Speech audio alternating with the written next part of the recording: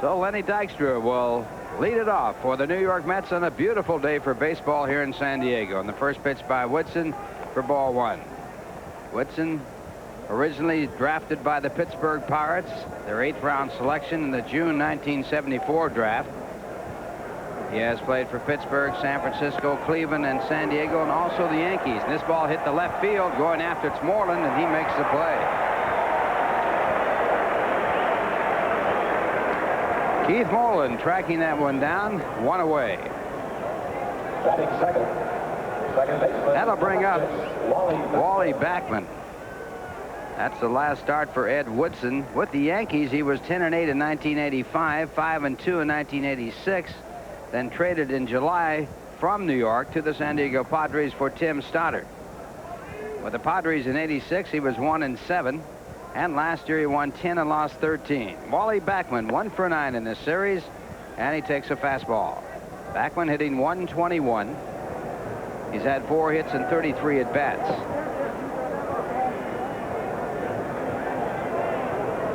And the fastball is missed. 1 ball, 1 strike. Backman against Woodson has had 4 hits and 16 at bats, batting .250. And the fastball for a ball. It's 2 balls, 1 strike. Padres have won 13 games. They've lost 25. They are in 5th place, 9.5 games back of the Dodgers. And they're a game up on the Atlanta Braves.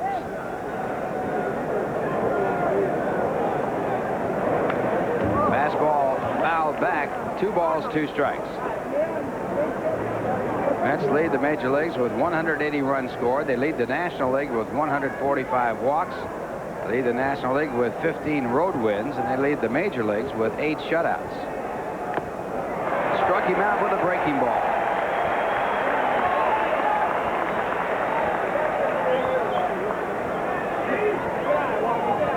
Whitson comes inside on Backman with the slider and ties him up. Whitson is short armor, meaning that it's a little tough to pick him up. He doesn't have real good extension on the pitches that he throws. Had a great record going last year, but then lost 6 in a row to the end of the season. 6 straight decisions, and he ended up at 10-13. Here's Keith Hernandez batting .279. 5 home runs, the 5th home run yesterday to win the ball game. 27 runs batted in. Keith 5 for 13 in this series, and that's ball 1. As a matter of fact, Whitson last year didn't win a game the last 2 months of the season. His last win was July 31st. He lost his last 6 decisions, as you said, Ralph, but didn't win a game over his last 13 starts. Long drought. Common out here. Not much rain, right? No. Keith not liking that last call. Thought it was outside. Well, Keith very telling with his eyes. And back again with a fastball. 2 balls, 1 strike. One of the things about hitters, even though they look at it from the side, they know the strike zone as well as umpires. Most of the good hitters do. Umpires directly behind, as is the catcher. But even from the side, you really put that in perspective. 2-2 the count. Nobody has a better view of the pitches than the catcher. Nobody. Because you know what's coming. Exactly. And plus, you're catching the ball. You're following the ball all the way in. Umpires don't have as good a view because they don't know what's coming, and they're standing at a different angle. High pop-up in foul territory. It'll be out of reach and out of play. So the count stays at 2-2. Hernandez is 4th in the National League in runs batted in with his 27. Glenn Davis of Houston leads the league with 36 runs batted in. Bonilla of Pittsburgh has 30, and Parrish has 29. Keith has had 25 runs batted in his last 24 ball games. And the count stays at 2-2.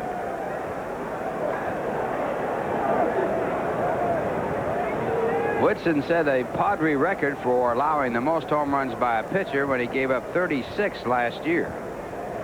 Most in the National League. And the changeup, and that's ball 3. 3 balls, 2 strikes. Keith Hernandez hit a changeup out of the ballpark last night to win the ball game. He is one of the toughest pitchers to throw changeups, toughest hitters to throw changeups to of anybody. I don't know why they do that. Especially with a 2-strike count, because he sits on the ball and hits the ball the other way. Yeah. Jimmy Jones last night in Keith's 3rd at bat, he struck him out on a changeup, and then he tried to go to that well again in the 7th inning. Keith said, well, I'll handle this, and he did. And ball 4. So Keith works out the walk. The Mets have the first base runner. That's an excellent point, Ralph, about the changeup on the 2-strike count, because a guy like Hernandez is really protecting the plate with 2 strikes. And when you protect the plate, that means your thinking, at least, is on the outside part of the plate, which means you're vulnerable inside. You can't protect the outside and the inside parts of the plate. So if you're thinking away, that means you're vulnerable inside, and that's why the changeup and all off-speed pitches are much more difficult to get by a disciplined hitter like Hernandez with 2 strikes on him. Now with Strawberry, you can use the change. Yeah. There's a fastball for ball 1. Darrell, 4 hits in last night's ball game. His average back up over 300 to 305 with 10 home runs, 23 RBIs. Difference in night and day between Strawberry and Hernandez as far as their approach to hitting. Wow, Kansas City. Holy mackerel.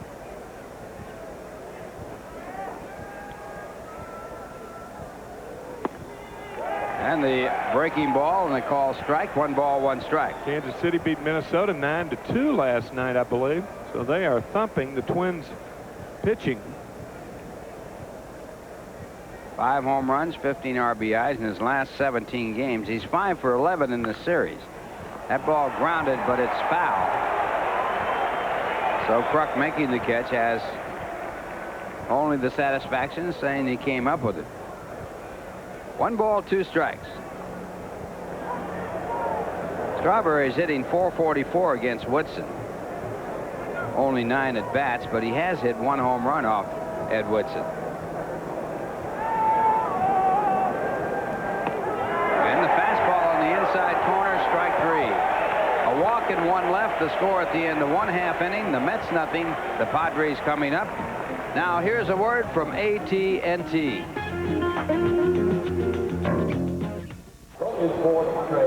Ron Darling on the mound for the Mets with a record of 3-3, an earned run average of 1.89. He's walked 13, struck out 35, given up only 42 hits in 62 innings of work.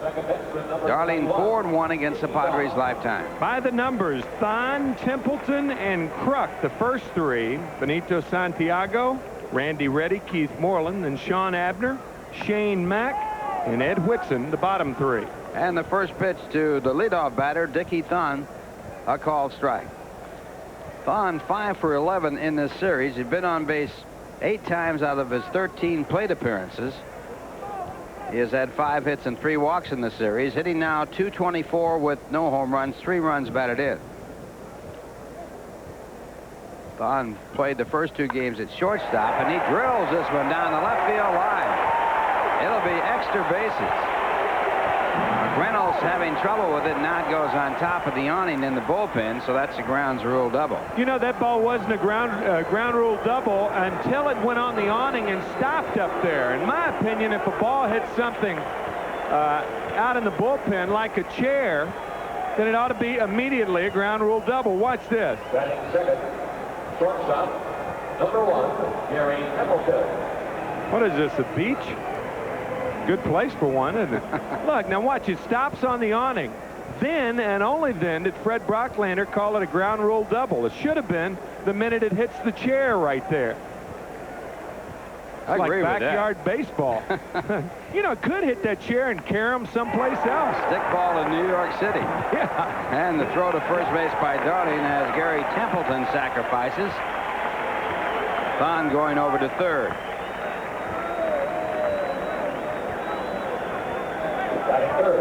Well, the Padres playing little baseball, as they call it.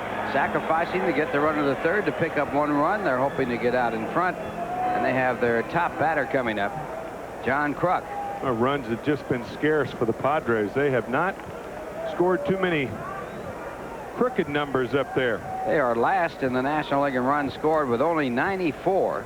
The Mets have scored 180, 90-some, wow. About 90 more than the Padres. And the breaking ball for a called strike.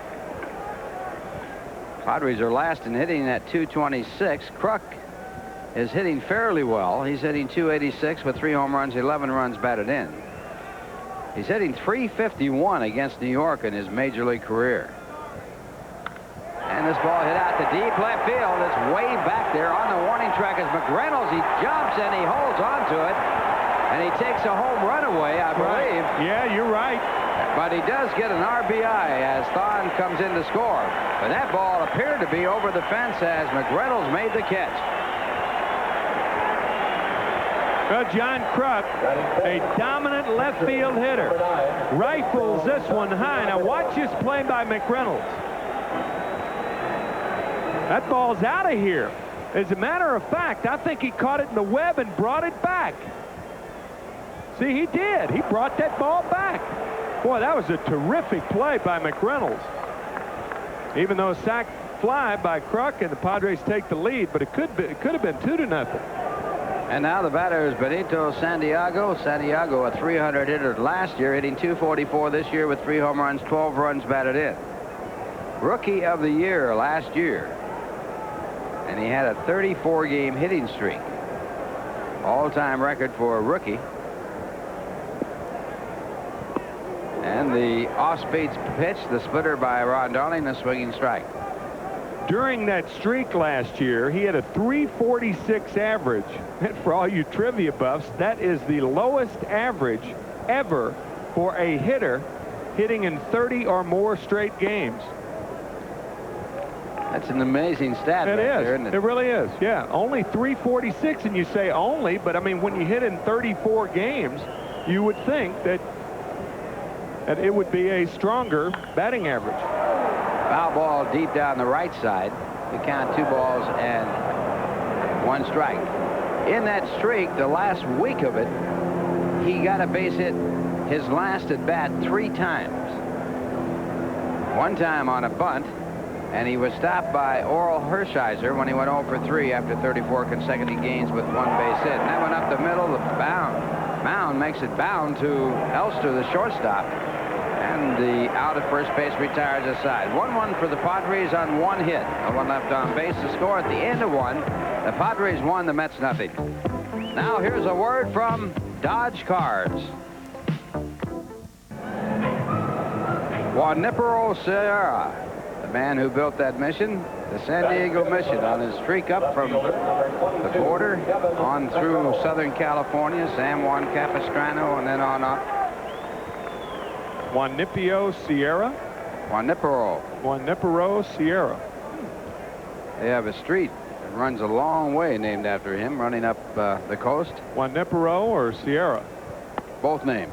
Oh, Juanipero Sierra Highway? Highway. Highway 1, I believe it's entitled in the American way. Now Kevin McReynolds to lead it off for the Mets. He takes the first pitch for ball 1. The second pitch a called strike. McReynolds hitting 291, 3 home runs, 13 runs batted in.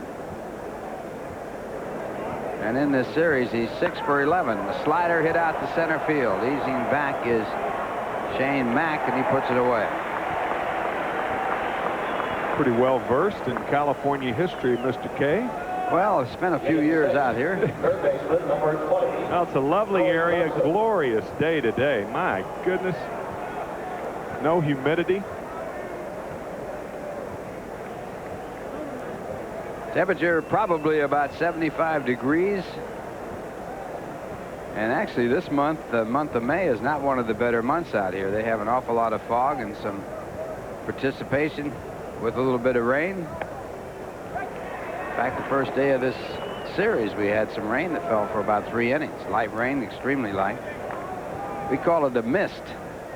It missed Oregon and hit California. I heard a name for the weather out here in May and June. They call it the June gloom. That coastal fog, and you go 5 miles inland, you have a beautiful day. That is true. Hangs right around the coast. Of course, San Diego located right on the water. Main Street of San Diego, Broadway, runs right down about 5 blocks from the center of town to the water area where they have the harbors and what have you. One time, used to take the Coronado Ferry across. I believe it still runs, but they've built a bridge across that allows the traffic to move a little quicker. Howard Johnson, the batter. Johnson hitting .205, 5 home runs, 18 runs batted in. The fastball fouled away. Howard 2 for 11 in this series.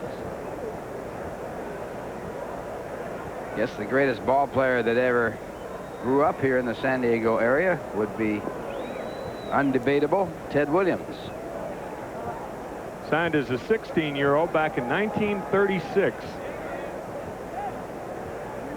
First year in the majors, 1939. This one drilled down the right field line. It will be off the fence, and it could be extra bases. Johnson on his way to second. He beats the throw by Abner, and the Mets have a runner at second with 1 man out. Good play by Sean. He got the carom quickly and made a nice throw. Abner's impressive by the way he was schooled, and really the Mets should be given some credit for that. Sam Palazzo, a minor league instructor. He's now the third base coach of the Mets. And all of Mike Cubbage, who's now the manager of the Tidewater Tides, was a manager of Sean Abner. And that's very important. A lot of the managers, if you see a young guy going through the fundamentals real well, you got to give credit to the guys that taught him, and the Mets taught him well. Now the batter is Mackey Sasser, and he takes the first pitch inside, ball 1. Mackey hitting .417. He's had 5 hits and 12 at bats. Last year batted .185 in the major leagues, but only in 14 ball games. Got his first home run as a New York Met. This ball hit in the air to left center field. Moving back is Moreland. Over there is Mack. Mack calls off Moreland. And tagged up at second base is Howard Johnson. He goes into third easily. And the Mets now have a runner at third with 2 men out. Batting 8th, shortstop, number 21, Kevin Elster. That'll bring up Kevin Elster. Elster hitting .212. 3 home runs, 11 runs batted in. In this series, Elster 1 for 12. Used to be, Ralph, talking about the minor leagues, that when players would spend 6 or 7 years in the minor leagues, they came to the big leagues and they may fail, but it normally would not be because of not executing the fundamentals.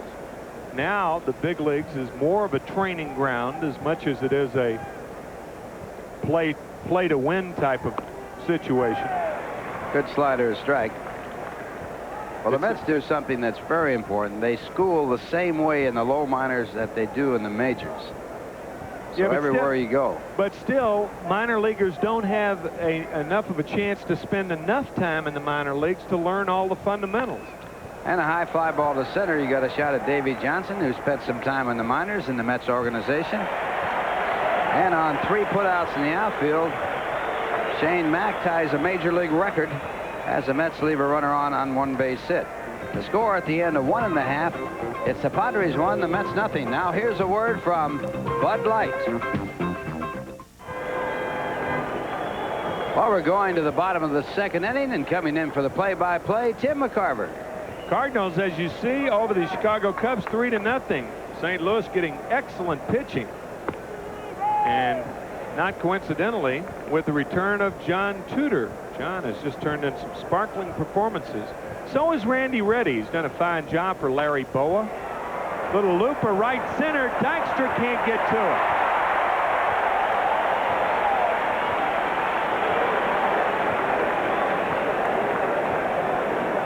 Well, we talk about the deep outfield. The opposite fielder, center and right field in this case. The Mets get burned. Ball with that much hang time's got to be caught.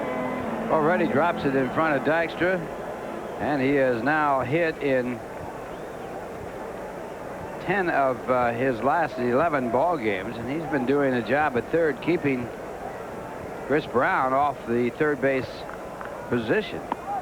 Although Brown doesn't seem to be able to get himself in physical shape to play. He didn't play enough ball games. He's always got those mysterious injuries. Those you can't see. It's tendonitis of the right wrist now. Larry Boa sort of took him to task in the paper this morning about the fact that most people have that same problem, tendonitis, and most people shake it off, but some people can't play when they don't feel like they're in perfect shape. 1-0 to Keith Moreland, and there goes Reddy, hit deep to center, but Dykstra should haul it in. Then he backpedaling, and he makes the play. One of the first things that you learned as a durable player is that you've got to distinguish between pain and injury. If you're injured, you can't play. If you have pain, that's part of playing. That is true. I mean, you know, that's all part of the deal. You can't expect to go out there every day and feel good all the time. If that were the case, you'd have a tough time fielding 9 guys. Kind of half in jest, but really seriously. I mean, that is true. You play 162 games in 181 days, and you're going to feel bad a lot of the time with the rigors of traveling and what have you, the physical part of the game itself. Sean Abner takes a breaking ball outside. 1 ball, no strikes, and that's been Brown's rap throughout his career. And when you have a number of mysterious injuries, then you become suspect. Whether it's right or not, you do become suspect, and you can understand how guys get reputations like that. Swing and a miss, 1-1. Here's a direct quote from Larry Boa. What it is stiffness in the joints. I think every player in our team has tendonitis in some form. Some can play with it, some can't. Most can. And that's really a kind quote. I mean, you know, one of the bad things about long-term contracts, when you think about it, is guys who have those long-term contracts, you don't have to play. It's not necessarily based on games played. There are some incentives to those things, but it's got to be frustrating for a manager who's not on a long-term contract. That's right. He's on a very short-term contract. There goes the runner. It's by Sasser. Reddy wanted to go to third, but not quite ready. Wild pitch on Darling. Was he going with a pitch? It would be a stolen base. Stolen base. That's right. I beg your pardon. You're exactly he was right. going with a pitch, so it goes as a stolen base, and that pitch really was a wild pitch. But the fact that he was running before the ball was in the dirt gives him a stolen base. That is correct. Speaking of managers on the carpet, as you take a look at Randy Reddy going into second, he had an idea about going to third, but Sasser got to the ball quickly and held him at second. Jimmy Williams of Toronto is on the carpet. 2-2 to Abner. Yeah, everybody who manages is on the carpet. Well, really, when you think about it. Toronto Sun is running the poll whether or not the fans think they should fire Jimmy Williams. And Jimmy Williams wanted to know what the number was, the no number was, for not firing him. What was it? I didn't say that, but he's going to vote for not firing him for sure. He cast his vote. That's right. 2-2 to Abner. Sean's hit safely in 6 straight games. Good play by Sasser. It's one of those 58-foot split-finger fastballs. Sasser makes a nice play. Darling has made a wild pitch this year, but he's been helped out by Gary Carter, and now right here, Sasser a good job. Sasser's a converted catcher. He was an infielder, outfielder type player, and has just taken up catching. He's done a good job for the Mets in his 4 catching starts.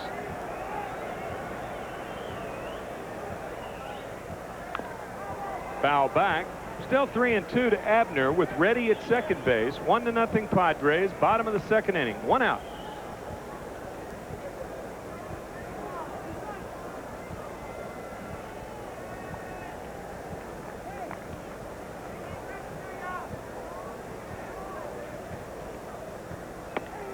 Got him with the fastball. First strikeout for Darling, and with 2 out, the batter Shane Mack. This is one of the toughest pitches to hit if you're hitting with 2 strikes. At least in my opinion, I found it that way. A fastball on the outside corner at the knees. Now, if it were a breaking ball, it wouldn't be as tough as that, at least in my opinion. Yeah, well, that gets back to what we were talking about Hernandez. The off-speed stuff with 2 strikes generally speaking, all things considered, an easier pitch to handle. When you have 2 strikes and you're protecting the plate, you gear in and you give up on the fastball a little bit and hold back. So when the breaking ball comes, you have time to adjust to it. Swing and a miss, 1-1. In the little leagues, the little league pitchers rarely throw curveballs unless they're ahead in the count. So pitchers actually grow up thinking that the best time to throw the curveball is later on in the count with 2 strikes. Now, that's not to say that it's always not good, because there's some guys with curveballs that you can throw at any time. But generally speaking, leading up to the 2-strike count, it's the best time to throw the curveball. 1 and 2 to Mack. When a ball starts low like that with 2 strikes, you think it's going to be a curveball, and if it's a fastball, it sort of jumps up at you. On the corner, that one jumped out to Shane Mack. No runs, a hit, 1 left. After 2, it's the Padres 1, the Mets nothing. And we're back after this from Pan American. Okay, everybody.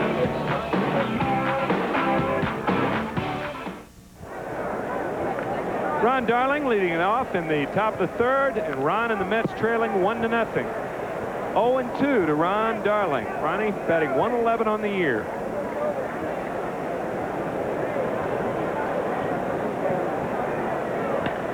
Ground ball sharply, right side by Reddy. The throw not in time. A nice effort. I beg your pardon, I said Reddy, I mean Dickie Thon.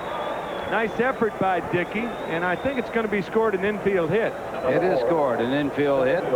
Thon playing shortstop in the first 2 games, moved over to second, makes a nice diving try. Keeps the ball close enough where he can reach it, but Darling, hustling down the line, gets an infield base hit. His 3rd hit in 19 at-bats this year. It was almost as though Thon had curled that glove up and under. We saw Strawberry severely sprain a thumb several years ago by doing that, landing on Darrell's right hand, but it looked like Thon was conscious of that and kind of tucked it underneath. Tapper by Dykstra foul. 0-1 to Lenny, fly to left his first at bat.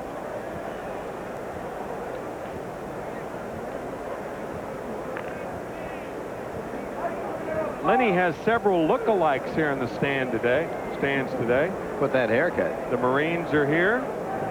Burr haircuts. 1-1 to Dykstra. There's one. That looks like Howard Johnson. Doesn't he? Now that looks like Dykstra, doesn't it? Sure does. Could be his brother. He's got all of his family down here.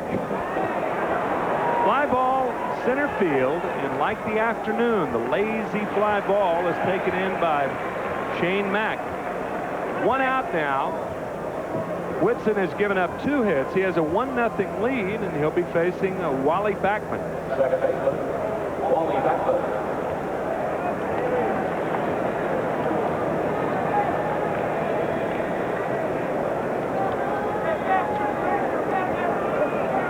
There are some more Len Dykstra clones. You got a great shot at getting a lot of those people in this area. You got boot camp here for the Navy. You got the Marine Corps up the way. Camp Pendleton. You got all that around here.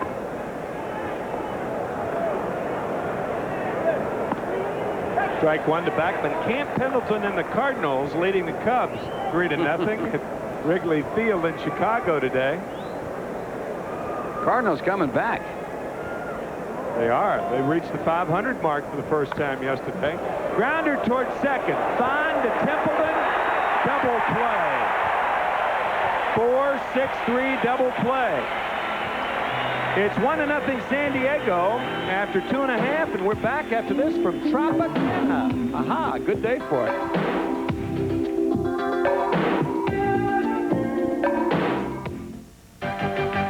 Nobody tells it like the Daily News. You know what? There's some people out there who say I'm controversial. And you know what else? They're right. New York's hometown favorite. You know, I just think Roger and I were something special in this bullpen. And now when the phone rings, the new kid comes in town and gets all the action. Tropicana, pure premium, pitcher and tumblers. And here's how you get yours.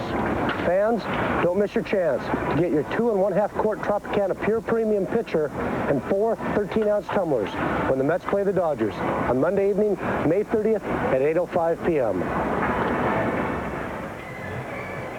Well, do you want to know the best way to follow the Mets this season? It's with the 1988 official yearbook. This year's edition has 96 pages of action-packed photos and also contains a special 32-page insert commemorating Shea Stadium's 25-year history. Always a collector's item, this book contains bios and stats of all the Mets. The Mets yearbook is now on sale at all souvenir stands or from stadium vendors, so pick up your yearbook now. Mets yearbook, Post Office Box 95559, Trenton, New Jersey 08650. All right, Ralph, and Ron Darling led it off in the top of the third. In the bottom of the third, Ed Whitson leading off. That's not Ed right there. It's a strange way to relax, isn't it? I mean, you have the bottom button on your shirt, the bottom button on your shirt, shoes off but socks on. Very strange. Not the normal way of... Looked a little like Rex. Basking in the sun. Kind of out of the same kennel as our pal Rex. 1-1 to Whitson. For you folks who are familiar with the broadcast, Rex is a fella. This one fouled out of play. 1-2. Who travels around the country, not with the Mets, but he follows the club by taking a Greyhound bus everywhere and considers the Mets his pride and joy. Third strikeout in a row for Darling, and with one out, the batter, Dickie Thon. And the other thing about Rex is he never has to wait for his luggage. Doesn't have any. He doesn't have any. Good changeup on the split finger fastball. Darling has struck out 3 in a row now. Abner, Mack, and Whitson. High, ball 1. I can't imagine that anybody would really have to wait for their luggage flying around the country as we do. No way that a commercial airliner would lose luggage. I mean, not anymore. No. 1-1 to Thon. I've never had it happen to me. Well, the flights are not usually... since last Saturday. The flights are usually so late that the luggage gets there first now. What a great line. Oh, that's wonderful. Well, a broken bat, as you can see, so Dickie Thon passes the test. There are no BBs inside that hitting surface. And no cork. No cork. Well, you mentioned the splendid splinter earlier, and that was a splinter, but it wasn't splendid enough. What a great line. The flights are so late that the luggage arrives early anyway. They solved that problem of luggage.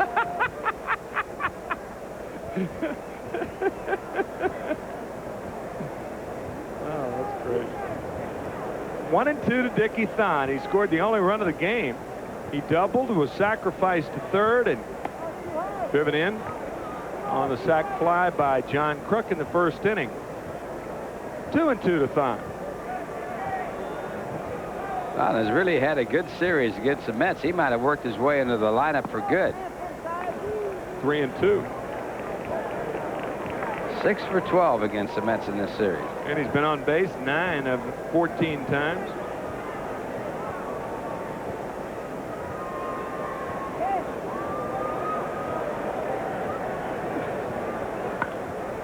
Fouled away. Still 3-2 to Dickie.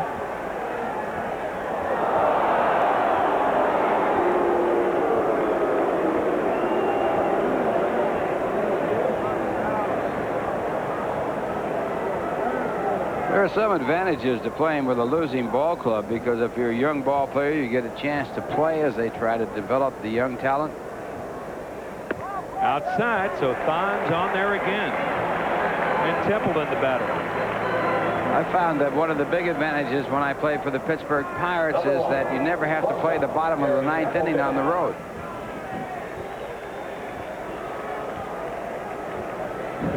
You're always You have to trailing. think about that. You're always No, losing. not long, though. What a way to make a living, playing 8.5 innings all the time.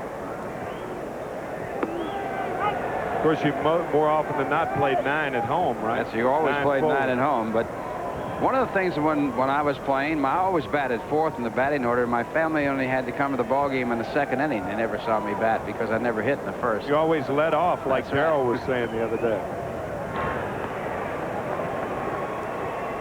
No balls, 1 strike to Gary Templeton. Fine, a base-stealing threat. A couple of stolen bases in 3 tries.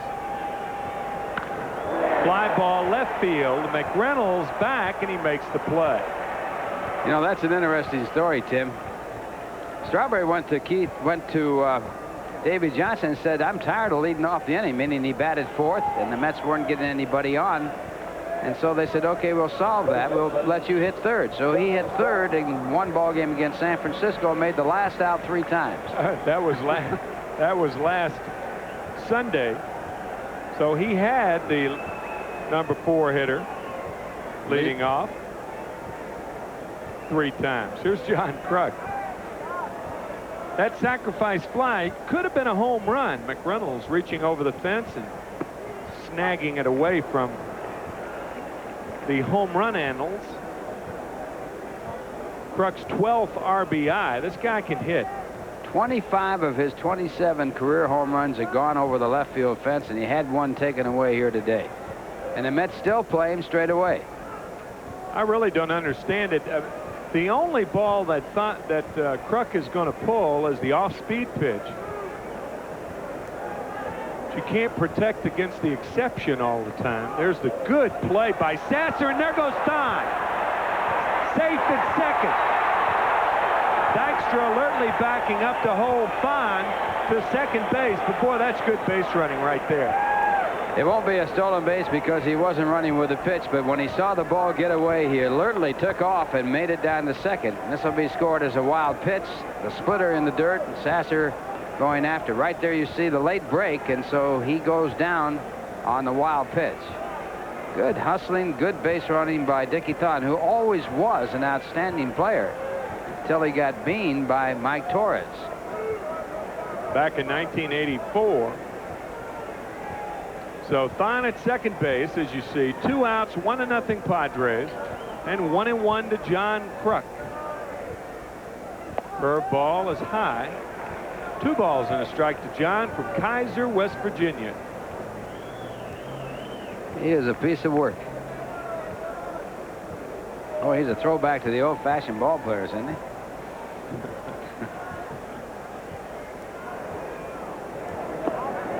Low, ball 3.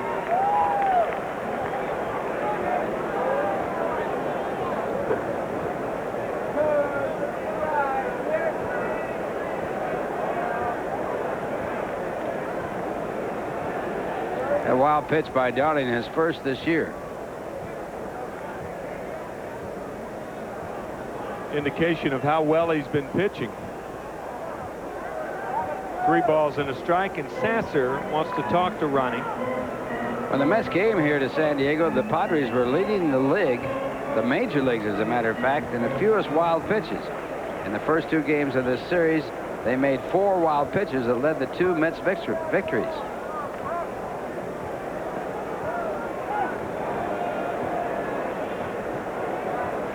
The manager of the Padres, Boa, with a splintered bat, and now Barry Lyons of the Mets with his business partner. Second walk of the inning given up by Darling. Getting that pine tar, filing some of that pine tar off the handle of the bat with a pair of scissors. I don't think I've ever seen that. They'll stick together now. They won't be usable anymore. Benito Santiago now. Fly ball right field, and that should get Darling out of mild trouble. And Strawberry makes the play. No runs, no hits, no errors. 2 left after 3, 1-0 San Diego. Steve Zabriskie joins me after this from Nissan.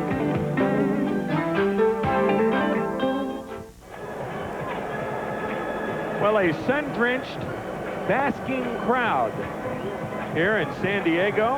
A glorious day. My goodness, it's glorious. And to make things even brighter, here's Steve Zabriskie. Stevie? Thank you, Tim. Welcome. It is great to be here, I'll tell you. The weather has been what you might call cooperative, which may be an understatement. Great day to be out sailing, but we're here at the ballpark anyway. Watching sinkers. Sinker sailor. Keith Hernandez will lead it off, and then Strawberry and McReynolds to follow against Ed Whitson as we start the 4th inning with San Diego leading 1-0. The Padres got one in the bottom half of the first. One problem is if you're out sailing, the postman can't find you with your check, so you're better off here, believe me. This is correct. Hernandez grounds the first one in the hole, and there's De Guiton again to throw him out, 1 away. Well, this afternoon's game being brought to you in part today by your Lincoln Mercury dealers.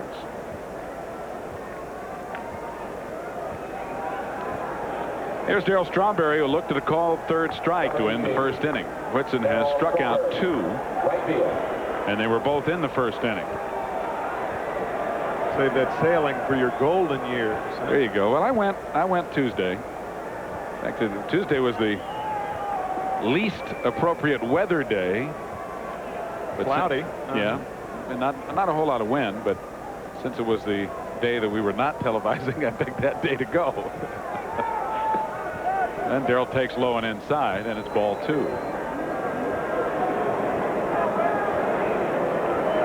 Darryl's 5 for 12 in this series so far. Fouled away, 2-1. And I suppose there's just one pitcher on the staff that a team just can't score runs for, and Ron Darling appears to be that pitcher. Probably this year more than in any other year. They've scored only 24 runs in his 8 starts and are being shut out here today.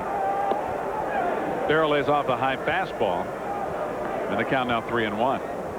Yeah, if Darling had this kind of support Dwight Gooden has had, Darling would have won all of his starts. Yep. He has pitched that well. Well hit to center field. Shane Mack going back. He has room. Makes the catch, 2 away.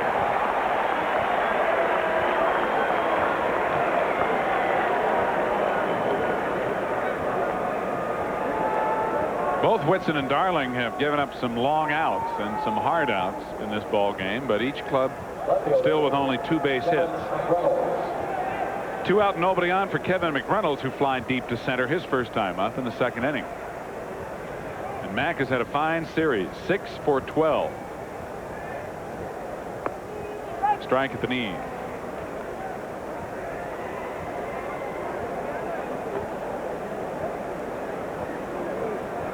So he is shaking the doldrums of an 8 for 48 slump.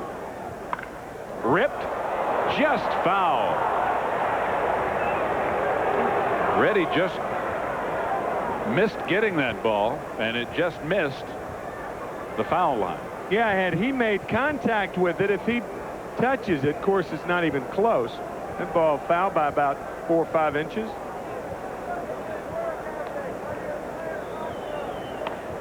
Foul back at us, and the count still 0-2. You're watching Mets baseball 88 on WWOR TV, Secaucus, New Jersey.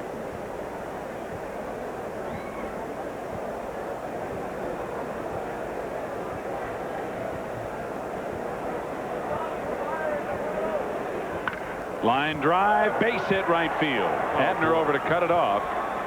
And what a job of hitting by McReynolds. That was almost a perfect pitch. Oh yeah, that was really, what you love to see in a hitter is adaptability and flexibility. Remember the ball he pulled down the line? Well, 2 strikes. So Kevin goes the other way, rifling one to right. Good hitting. So the 2-out single by McReynolds will bring Howard Johnson to the plate. Hojo doubled down the right field line his first time up, but was stranded at 3rd in the 2nd inning. Hitting a baseball like landing an airplane has a lot to do with your approach. Good analogy. It's all in the approach. Well, there are a lot of guys. There are a lot of guys who have a lot of talent, but they can't get the concept of defensive hitting. Some guy, Darryl Strawberry is an example. Until really last year, the latter part of last year, Darryl used to swing at 0-2 pitches like they were 2-0 pitches. McReynolds bluffs going, but does not go, and the pitch is taken for a ball. Big thing is adjusting with your mind. You don't have to dive across the plate, but you can just think going the other way with 2 strikes. And I guess what you say about guys when you say they're not a good 2-strike hitter is that they're not really adaptable. Yeah, right. Not flexible. They want to continue with the one-slot hitting, one-slot style of hitting. And you just got to adjust depending on the count. Well, you can do what's called zone hitting when you're ahead in the count. Then you look for a pitch in the area where you like it best. And if it's not there, you can afford to take it. But boy, with 2 strikes, you better broaden that strike zone. Way inside. 2-0. Of course, Keith Hernandez, along with McReynolds and others, and Keith Moreland on the Padres. Tony Gwynn, very adaptable, flexible. Don Mattingly of the Yankees impresses me as that type of hitter. A guy who, you know, he'll go for the crank. 1-0, 2-0, 2-1, 3-1. But with 2 strikes, he'll hit the ball the other way. All the good hitters are that way. You just have to have that approach if you want to put numbers on your batting average and hits in your pocket and help your ball club. Hitting's too difficult to have to do it behind in the count all the time and then not adjust. Johnson can't hold up, and it's 2 balls, 1 strike. But still, here it is, a 2-0 breaking ball. Johnson gets a lot of these because of his ability to hit the fastball. You're not going to, if you get behind Howard Johnson, you're not going to give him a pipe fastball, because this guy, more than anybody in the National League, can turn that heat around, especially when he's ahead in the count and looking for it. McReynolds drawing another throw with a count 2-1 and 2 out. The possibility that McReynolds might be headed for second. Kevin has not been caught stealing this year. He's 4 for 4.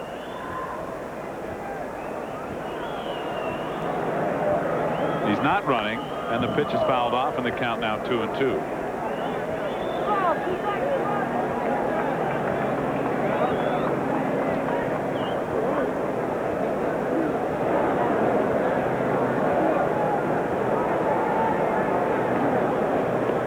I think the Padres draw better for day games, even during the week, than they do at night sometimes. People want to come out here and catch their Rays.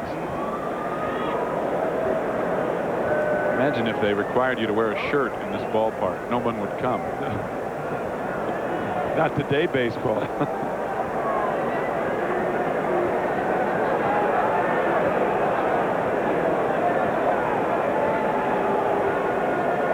Two and 2 with 2 out, and McReynolds at first. Padres leading 1-0, top of the 4th. Grounded foul by first. Still 2-2. John gave it a shot. There you go. The majority of the males in the crowd shirtless. Thought you put that very well. Only the minority of the females are shirtless. Will you quit it? Made you look. You certainly did. Along with about 8 million New Yorkers buzzing their friends saying, turn on the tube. Strike 3 to Johnson as Whitson pitches out of very mild trouble here in the 4th. 1 hit, 1 left for New York. Middle of the 4th, 1-0 San Diego, and we're back with our shirts on after this for your Lincoln Mercury dealer. Sure does.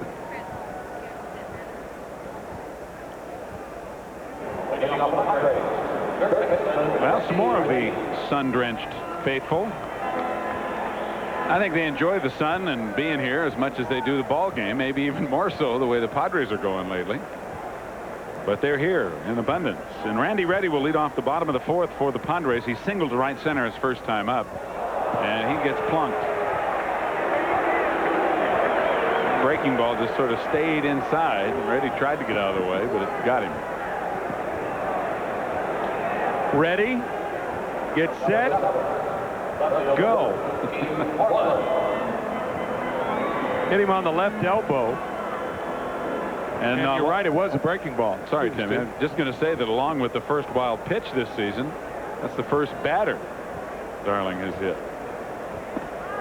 And the first pitch to Keith Moreland is outside. Ball 1. Moreland 0 for 1, fly to deep center. Ronnie has not looked as sharp today as he has in his previous starts.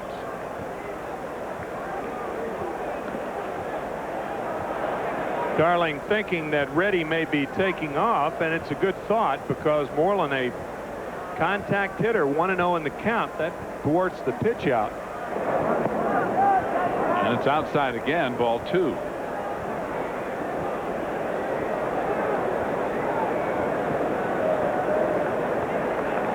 Moreland studying Sandy Alomar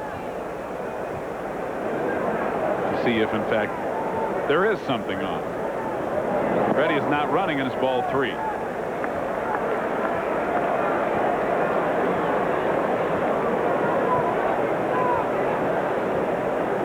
Darling's already walked 2, both of them in the 3rd inning. And it's ball 4 down low. So the first 2 hitters aboard on a hit, batter, and a walk here in the 4th. Let's take a look at the Nissan National League and American League scoreboards. St. Louis over the Cubs 3-0. That game in the 4th inning. The Cardinals getting outstanding pitching of late. Montreal at Los Angeles later on this evening. Kansas City thumping soundly the Minnesota Twins 14-1. California at Baltimore, doubleheader there in game 1. No score in the 2nd inning. Seattle at the stadium later, and Chicago at Cleveland later on. Here's Sean Abner, and he skies one to right field. Darryl Strawberry with room. Reddy tagging up. Strawberry makes the catch. Reddy going to 3rd. The throw going to 2nd to keep Keith Moreland at 1st. So the first out of the inning recorded, and the Padres now have runners at 1st and 3rd. Number 23, center fielder, St. Max. Abner, a rather unique hitting style up on that left toe. Darryl really too deep to do anything other than hit the cutoff man and hold Moreland to 1st. At least now the double plays still in operation, and I wouldn't be a bit surprised to see Larry Boa squeeze here with Mac batting. He's really struggled during the series. Yep, and the pitcher's schedule up next. Yeah. Yep. And you got a guy who runs fairly well and Reddy at 3rd. But Max swinging away and hits a base hit into right center field. Reddy scores. Moreland going to 3rd, and the Padres lead it 2-0, and they still have runners at 1st and 3rd with 1 out.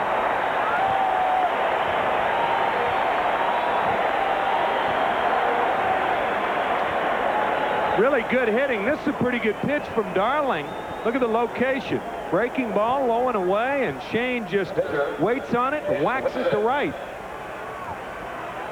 That's Mac's first hit in this series in 11 at-bats. Well, if the squeeze was in order with Mac hitting, it certainly could be in order with Whitson hitting. Probably double the possibility of that. And he goes to bunt but takes it outside for a strike. Eddie Lee Whitson 1 for 11 this year. Tell you, play without any defense. One of the few plays in baseball without any defense. And that's if you're the runner at 3rd with 1 out, you bunt the ball to 3rd base, the 3rd baseman fields it, and you walk home. He bunts it, only bunts it to 1st, and Hernandez just does get him at 1st base, and Whitson pulls up lane. Whitson either hurt his knee or his thigh, stumbling a little bit over the bag. Or his heel. Or he may have jammed his heel, right. A lot of times you get those bruised heels by trying too hard, especially if you're a pitcher and you're not used to running the bases. Hernandez looking at Moreland at third base. It looked like it might have been a jammed heel. Don't know, but that play, I'm surprised it's not used more often. With the third baseman charging, and you're the runner at third base with one out, if the batter can get the ball down to third base, most third basemen don't have a play. The shortstop's covering second. There's nobody to come in behind you. You can walk home once he makes his throw to first. If he pays too much attention, then the hitter who bunted the ball is going to be able to make it to first base. To play without any defense. There aren't too many of them in baseball. If you're a good base runner, you can really gauge that third baseman where he is. Icky Thon takes outside and a count 1-1. When you consider it, he's right next to you, and generally speaking, you're right behind him. Of course, this is not the situation for with two out. But with first and third, and you're the runner on third base, you can just follow that third baseman right up the line. A strike at the knees, and it's 1-2. Whitson credited with a sacrifice as he moves Shane Mack from first to second, even though Moreland stayed at third. Like Thon looking for the all-speed pitch, and he takes the fastball. Thon 1 for 1 with a double, a run scored, and a walk. Right in there, and he knew it. Everybody knew it. Strike 3 call. So Darling gets out of what could have been an even bigger jam. He just gives up 1 run on 1 hit. And after 4, it's 2-0 San Diego. Now here's a word from Meineke. Okay, now here was the situation in the bottom of the 4th inning. First and third and 1 out. Now look at Johnson as the third baseman. Moreland's the runner at third. Now if this ball is bunted down the third base line, Moreland could walk home. Fortunately for Darling and the Mets, see, Johnson's retreating because of a possible play at third.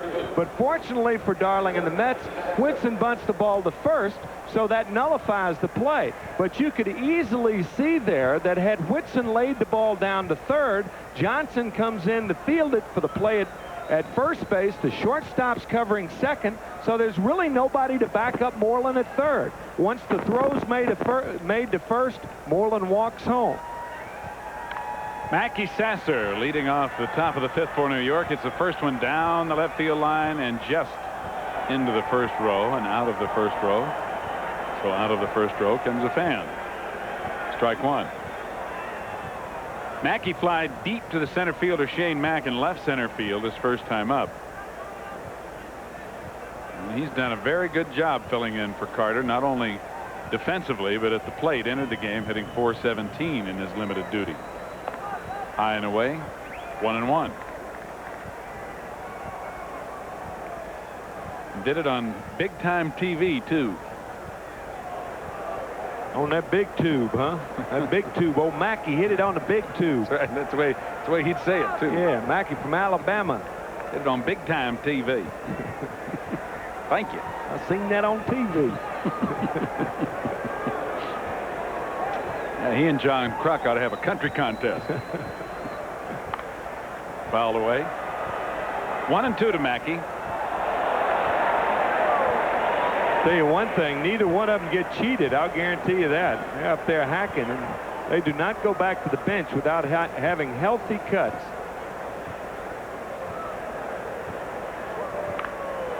And he hits one in the air to right field.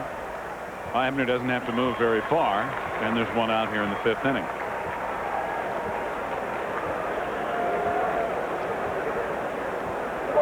And that'll bring up Kevin Elster, who is really fighting it. Kevin is 1 for 13 in this series, and he's only had 5 hits in his last 36 at bats. And that's an average of about $140. He has hit a lot of balls in the air, and it looks to me, Timmy, like he's uppercutting the ball. Popped them up in the infield, fly balls to the short outfield. Well, there are a lot of things about Kevin's swing that are not appetizing. One is that he brings the bat forward as his body goes forward. Not a trigger. Bill Robinson, the hitting instructor, was talking to Bill about it. Bill said, well, it's just not time. We're just trying to bring him along very slowly, which makes a lot of sense. Just don't want to put too many things in his mind.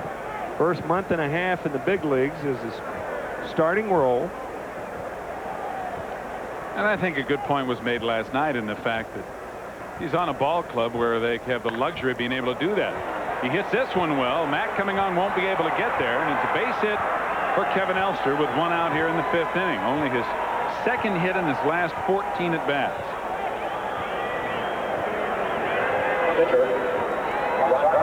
Well, and sure enough, he goes down to first and starts talking to Bill Robinson. The one thing that Kevin can do, he can handle the ball inside. There's some guys who are high ball hitters, some that are low ball hitters, but others who like the ball away and some that like the ball in. Yeah, Kevin has a lot of trouble with the ball away. Yes, he does. Handles the inside pitch well. Darling had an infield hit. He's up there to bunt, and he takes a strike.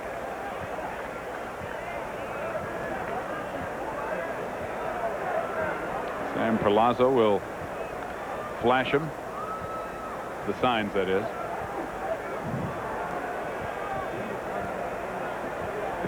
Oh, and 1. You're on a theme today of some kind.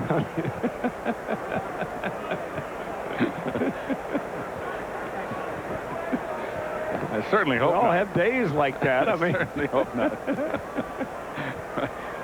Well, I'm not a big fan of day games anyway. Nor am I, unless it's in San Diego. Yeah. Just outside. 1 ball, 1 strike.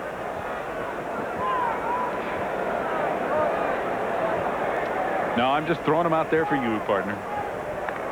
And I appreciate it.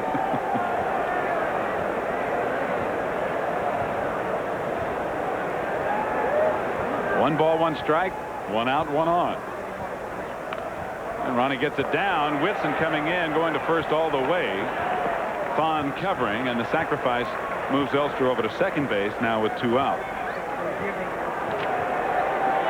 The Mets have a lot of pitchers who handle the bat exceptionally well, and Darling's certainly one of them.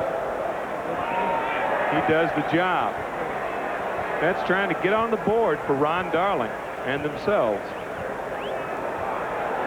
And Ronnie doing all he can do to help the situation, because he's been in this situation in every start. And he's also single today, 1 of 4 hits the Mets have, and sacrificed. Glenn Dykstra 0 for 2 is flying to left and flying to center. Then he's 4 for 14 in the series. Grounded foul for strike 1. Mets have out hit the Padres 4-3, but San Diego leads it 2-0 with 2 out in the top of the 5th inning.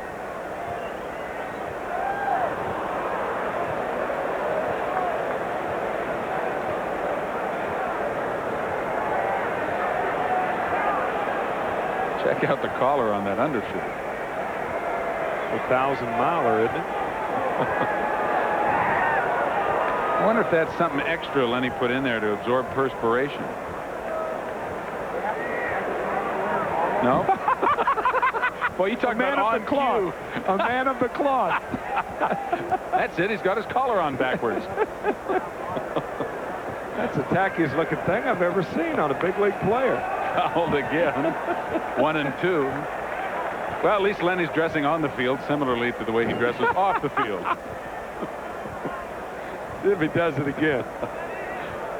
I don't think I've ever seen a player tug at his undershirt. No, hey, look at that. You see him pull the uniform top, but not the undershirt. Let's see if he does it again. Looks like he's got Strawberry's undershirt on. It's about 5 sizes too big. Really?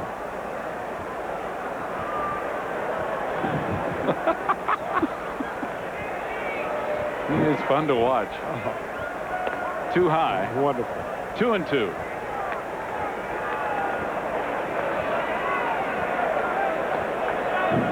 Here we go. Through all the gyration. There's his San Diego counterpart.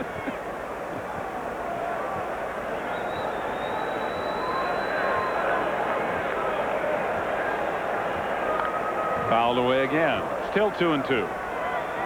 Those jittery feet, too. Yes, he's from the Fred Astaire school of hitting. He really can dance in that batter's box. Lenny's feet to him is as important to his hitting style as Vladimir Horowitz's fingers are. Constant movement. I don't see how he hits like that. I don't either. I really don't. I don't see anybody hits with their feet moving. Both feet moving constantly, even on contact.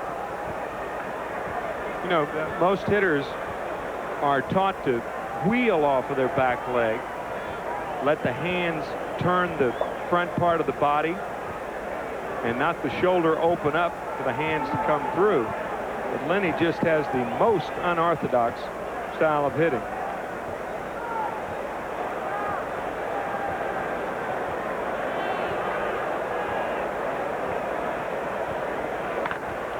Grounded. It's fair right to Kruk. He'll make the play himself, and the inning is over. And the Mets strand another one here in the 5th inning. 1 hit, 1 left. And no runs yet. It's still 2-0 San Diego after 4.5. And we're back after this for Budweiser. 2-0 San Diego lead. Gary Templeton, the number 2 hitter, leads it off here in the bottom of the 5th and promptly grounds to Kevin Elster for the first out. 2-0 San Diego. While in Chicago, the Cardinals, who have really played well since the acquisition of Tom Brunansky in the Tom Herr trade with Minnesota, leading 3-0 in the 5th inning. Cardinals started out with a 4-12 record. Since they have obtained Brunansky, they're 15-8. John Kruk, the batter. John, a sac fly in the 1st, his 12th RBI, and he walked in the 3rd. On the corner, strike 1. Another similarity between he and Dykstra is that grimace. 1-1. Both have that semi-smile, which really is a grimace, regardless of the situation.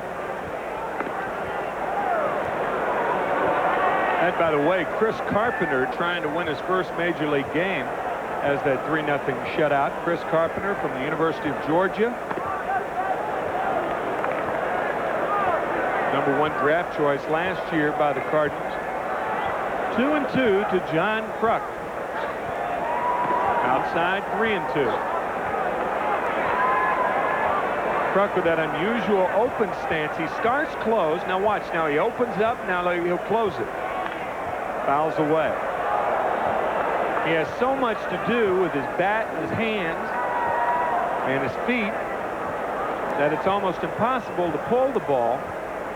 And yet, as Ralph pointed out earlier, the Mets continue to play him straight away.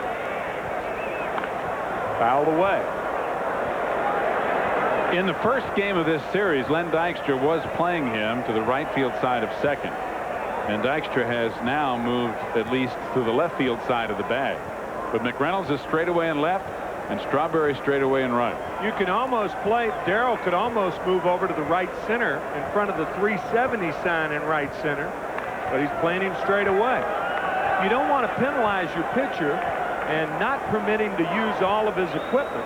But when Kruk continually hits the ball the other way, see the 370 sign right to the left as you're viewing that picture of Darryl Strawberry? I think Darryl could play him in front of that 370 sign and not be hurt. Well, John Kruk walks for the 2nd time in this game.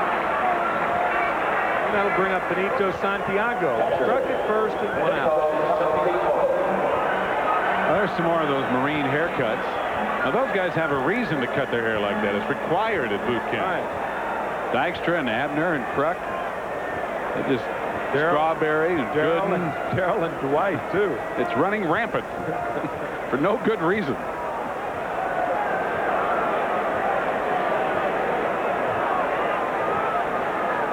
There goes Kruk. The throw's going to be, oh boy, strong throw by Sasser.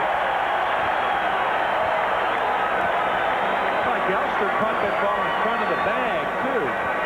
Kruk had a huge jump, and it looked as if the play wouldn't even be close. The pitch by Darling outside, and Sasser throws a tracer down here right on the money. And Elster is a little in front of the bag. Good, strong throw by Sasser. And had Elster straddled that bag, they might have gotten it. I think so. Or at least made the catch in the baselines. The shortstop and second baseman don't like the runner to arrive the same time of the ball. You can understand that. Sometimes it's at 6 inches that gets the runner out at second base. It's 3 balls and no strikes to Santiago with Kruk at second, 1 out. 2-0 the score. Bottom of the 5th inning. The Padres on top. If there has been one thing this season that has made the positive difference in Ron Darling, it has been his ability to control his pitches and not walk batters. Santiago given the hit sign. And Ronnie, who at one point a couple of years ago led the major leagues in walks allowed, this year coming into today had only walked 13 in 62 innings. Well, he has walked 4 through the first 4 1/3 today, and he has a 3-1 count on Santiago. There goes Kruk. Grounder back to Darling, who wanted to go to third, elects to go to first instead. So John Kruk taking off. And there are 2 outs. Kruk running on the pitch, and Santiago at least makes contact. And Darling, seeing he has no play at third, has plenty of time to throw Santiago out at first. John Kruk suddenly enamored with his speed. Stole that base and went right to his head. Randy Reddy, the batter. Breaking ball for a strike. It was the breaking ball that hit Reddy to lead off the 4th. He came around to score on an RBI single by Shane Mack.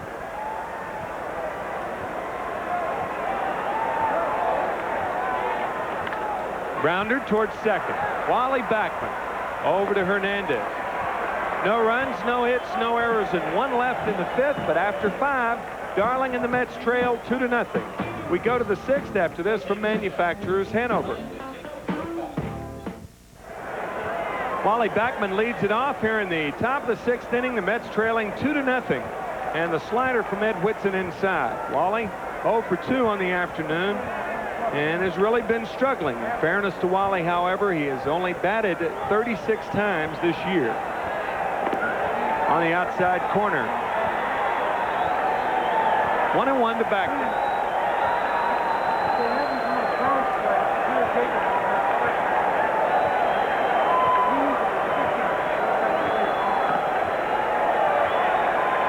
Idea about bunting. Wally thought it was outside again.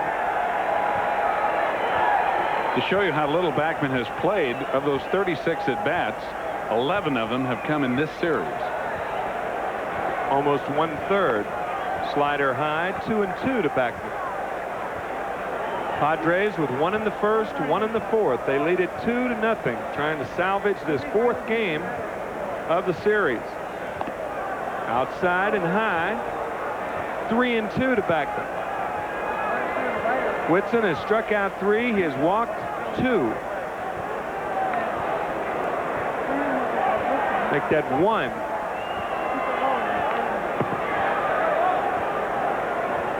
So Eddie Lee Whitson doing a job on the Mets. 5-3 lifetime. 20 appearances. This is his 12th start.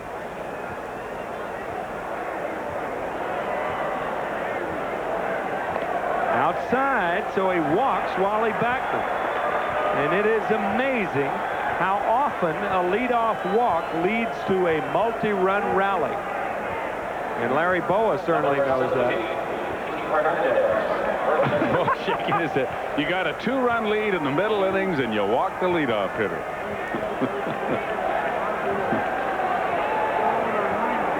Especially with the meat of the order coming up. Hernandez, Strawberry, McReynolds, and Johnson.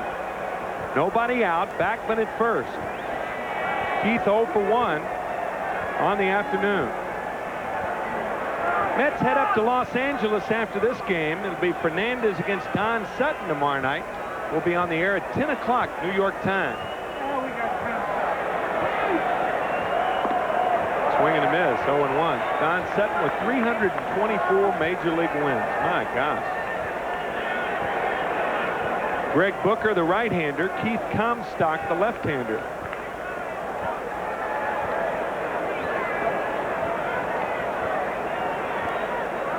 series continues on Saturday night. Dwight Gooden against Tim Belcher. And then Sunday we'll be on the air again at 4:30 New York time. David Cohn, Fernando Valenzuela. I think that's a 4:30 start. It says on my schedule 4 o'clock, and it says Friday night is 7:30 or 10:30. You better find out what's right. I think the Dodgers have changed those games up there to 7:05 starts. They're starting at 7:05 tonight, as a matter of fact, and have been. I think they have made some changes to 7:05 starts. I know their Saturday games have always been 7 o'clock starts. 1-1 to Hernandez. You saw Hernandez go across his letters. That's asking Sam Palazzo to go through the signs again. So maybe the hit and run's on.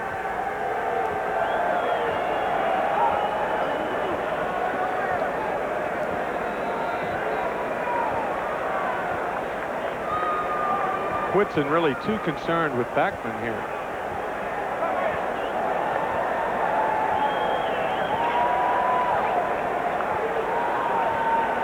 Backman not running. Ground ball by Vaughn at second. Backman's going to go to third. First and third, and nobody out.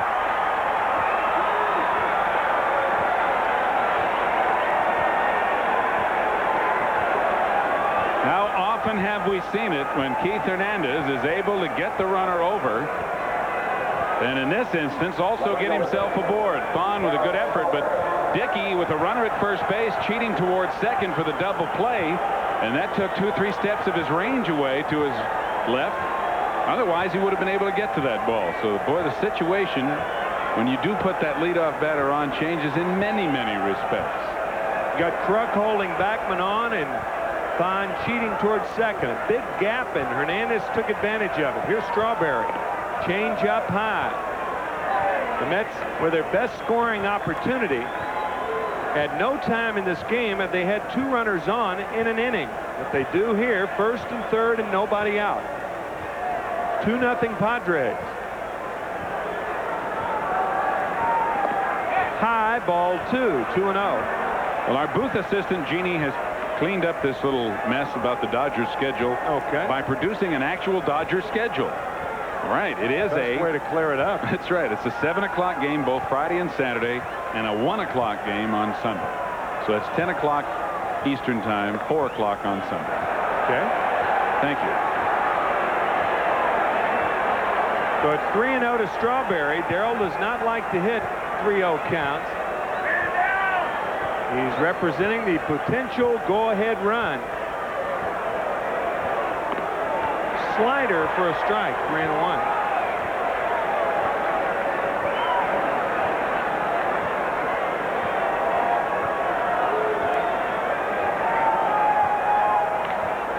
Popped up in the infield. Gary Templeton going out. Strawberry not running the ball out, and that's really a bad sign. Strawberry stopped and headed back to the dugout. You can't do that. Cannot do that, Darrell. He's obviously disappointed that he didn't get the ball deep enough to at least get a sacrifice fly. Obviously, but you can't do that. That's right. But you just can't do this. Now, he knows right here that the ball's not going to be any good as far as getting the runner in. He's cussing himself out a little is what he's doing. He took about 5 steps down the line, went right back to his bat, and the ball just now been caught. Right. He went back toward the dugout before Templeton made the catch, and you can't do that. That's no infield fly rule. You know, you're saying, well, Templeton's going to catch the ball. Well, there are times that doesn't happen. You have got to be standing on first. Right. To see what happens. So with 1 out, first and third now, the batter Kevin McReynolds.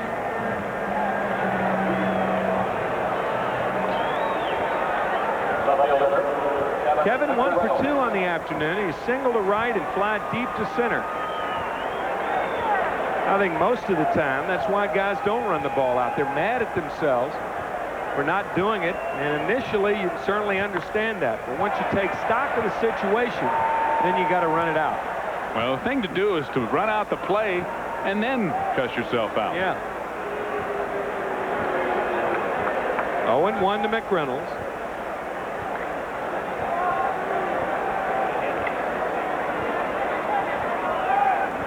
Understandable does not mean permissible.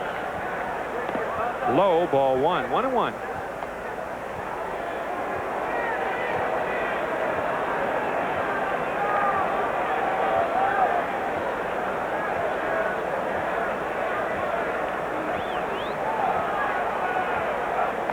Inside and high, 2 balls and a strike to Kevin McReynolds. Ed Whitson from Johnson City, Tennessee.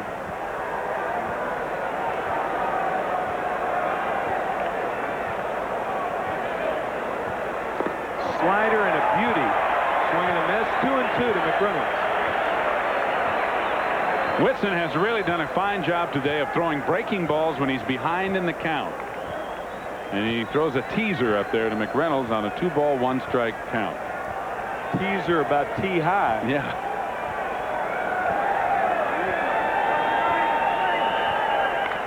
Jams him with a fastball and might drop and dives. 1 run scores. Hernandez to third. 2-1 Padres.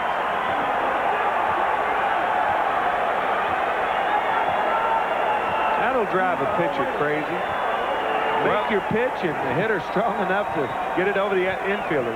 I guess this is the Jerry Reed syndrome. When you're hot, because McReynolds hits this ball not on the good part of the bat and drops it right into no man's land. Whitson made exactly the pitch probably that he wanted to make in that situation after going with the breaking ball away to come back in and bust a fastball inside. But McReynolds able to fight it off for the RBI base hit, his 14th run batted in of the year. And you weren't talking about the Jerry Reed reliever for Seattle either. No. I'm talking about the guitar picker. Yeah. Dig it.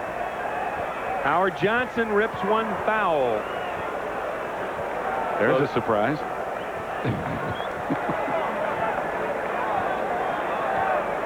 Mojo's got the lead either league in balls pulled foul as a left-hander or a right-handed hitter. That's trailing by 1, a potential tying run at third in the person of Keith Hernandez. McReynolds at first base. Only 1 out. We're in the 6th inning. 2-1 San Diego. Throws him with a fastball. 0-2.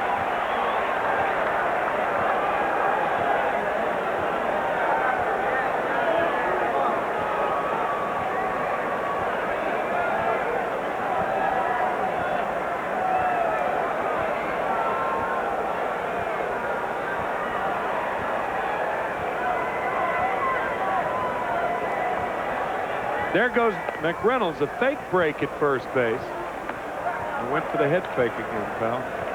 It was a good fake.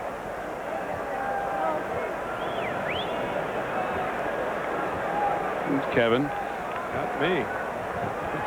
Got Santiago, too. Yeah, got his attention. All you have to do is take a step or two hard and make a turn, and it looks like you're going. Swing and a miss. Johnson down on strikes. Strikeout number 4 for Whitson. He's gotten Johnson a couple of times. 2 outs. Well, Howard bitten by the breaking ball again. Right over the top. Howard is going to have to adjust better than he has. He did last year.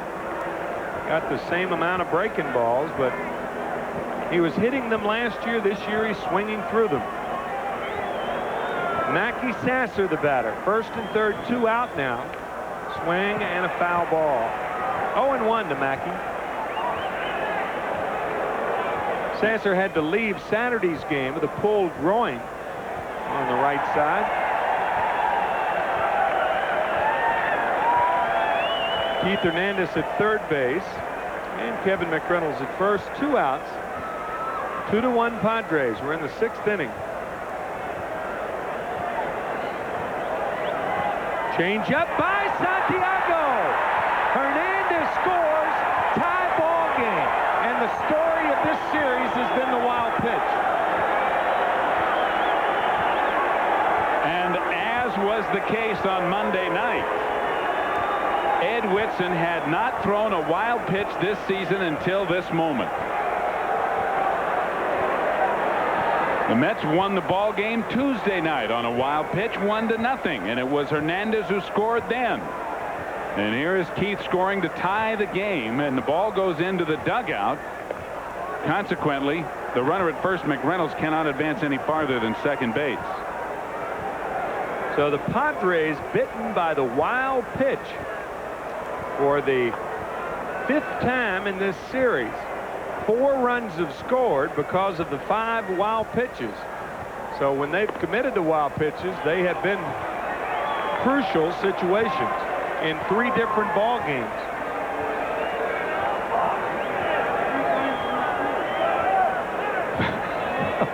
Boa was going to kick the first thing that came near him, and it happened to be a baseball.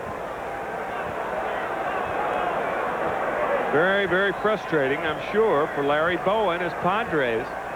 Kevin Elster singled in the 5th inning. So now they're 2 on, 2 out. Tie ball game at 2. Deuces wild all around the ballpark. Outside. 1-0. So you saw Santiago quickly go to his right there. Quickness doesn't necessarily have anything to do with blocking balls in the dirt. Technique does. And Santiago does not have a good technique. Outside and low, 2-0. Whenever you see a catcher go after a ball in the dirt with his mitt instead of using his protector to kill the ball, to deaden the ball, and he's going about it the wrong way. That catcher's mitt, especially the heel of it, hardens up. Boy, that thing can be almost like an ejector back there. Slider strike, 2-1. In his defense, however, most of the wild pitches in this series have been just unbelievable balls that have hit in front of the plate. I don't know, Steve. Really? I don't know. You think they were blockable? Yeah, I do. I really do. There have been some pitches that were just wicked. Wicked as far as velocity is concerned, but I think close enough to him to have been handled. 3-1. But the other night, Mark Parent, the ball that could have been handled more than any of them, Mark Parent on the curveball from Mark Davis, allowing Hernandez to score the only run of the ball game, that probably was more handleable than any of the balls. So Santiago has had the tougher chances. Fly ball to left field, and Keith Moreland makes the play, but the Mets tie it. 2 runs on 2 hits, and 2 were stranded. After 5.5, 2-2, we're back after this from the 9X Yellow Pages.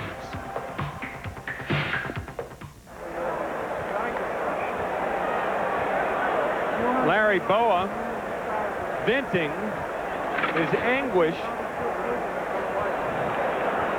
Thought he had changed. Thought it was the cool, calm, and collected Larry Boa. Keith Moreland takes ball 1. Only under extremely favorable circumstances. Tough job managing a Major League Baseball team. One of the toughest jobs I know, I'll tell you. 2-0 to Moreland.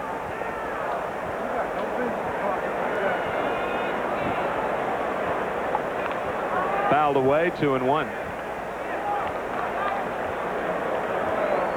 Well, still 3-0. Pardon me, Timmy. Now they're in the top of the 6th in Chicago. Chris Carpenter still in there. University of Georgia whiz. This one hit foul, and it's 2-2. That's one thing that Keith told me before game 1 that he has not been able to do because of the ailing left shoulder of Moreland. He has pulled the ball with any authority. 31 hits, 28 singles. Grounded to second. 1 out. Well, that put an exclamation point on that point as he hit the ball to the right side.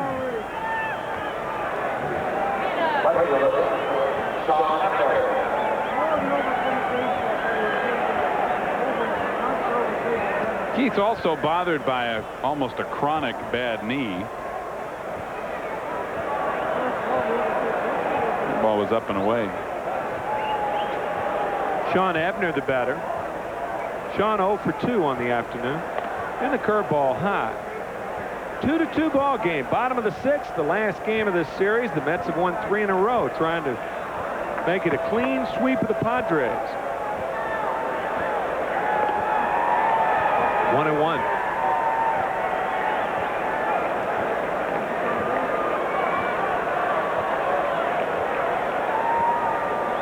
There's that inside-outside again. First pitch inside, and then he makes him chase it.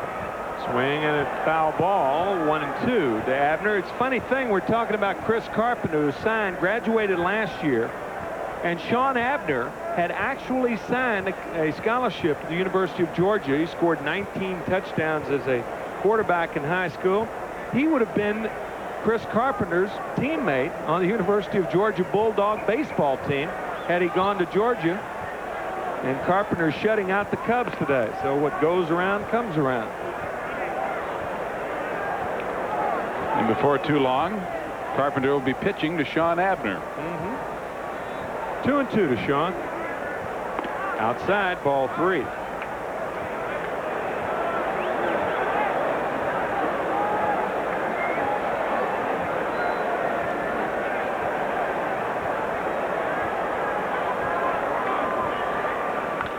Grounded toward third. Johnson on a good play. Throws out Abner barely. 2 outs. Interesting play, wasn't it? Well, it was made even closer at first by the manner in which Johnson fielded this ball. Watch the body position and where his glove hand is. And the ball really right down in the webbing. Now he takes a little time and has to really gun it over there to just get Abner by a half a step. Abner really got down the line, didn't he? Mack of the Shane variety fouls it back, 0-1. Yeah, when a right-handed hitter hits the ball away and is fooled on the pitch, he actually gets a better jump out of the batter's box. That's what happened to Abner there. It's already leaning across the plate. Right, go on his way to first. When he gets jammed, on the other hand, rarely does he get out of the batter's box cleanly. 0-2 to Mack. 2-2 game.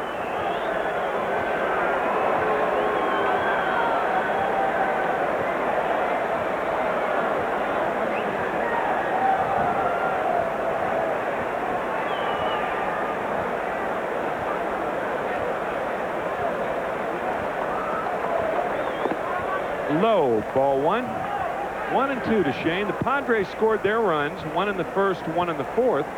And the Mets tied it in the 6th. The 2-out wild pitch allowing Hernandez to score.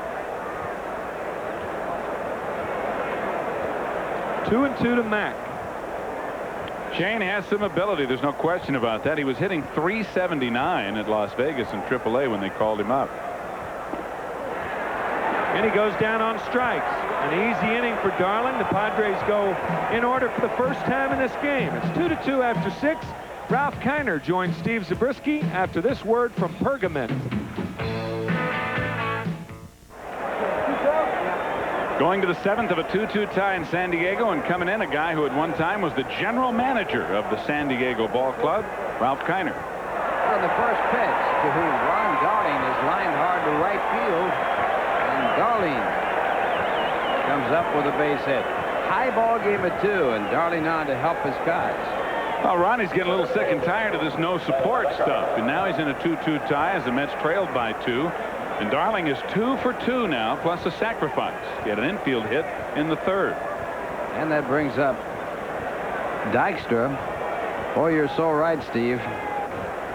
Darling has really been a victim of no runs. There's a good bunt by Dykstra. The throw to the second baseman, Thon, covering for the sacrifice. And the Mets have a runner at second base.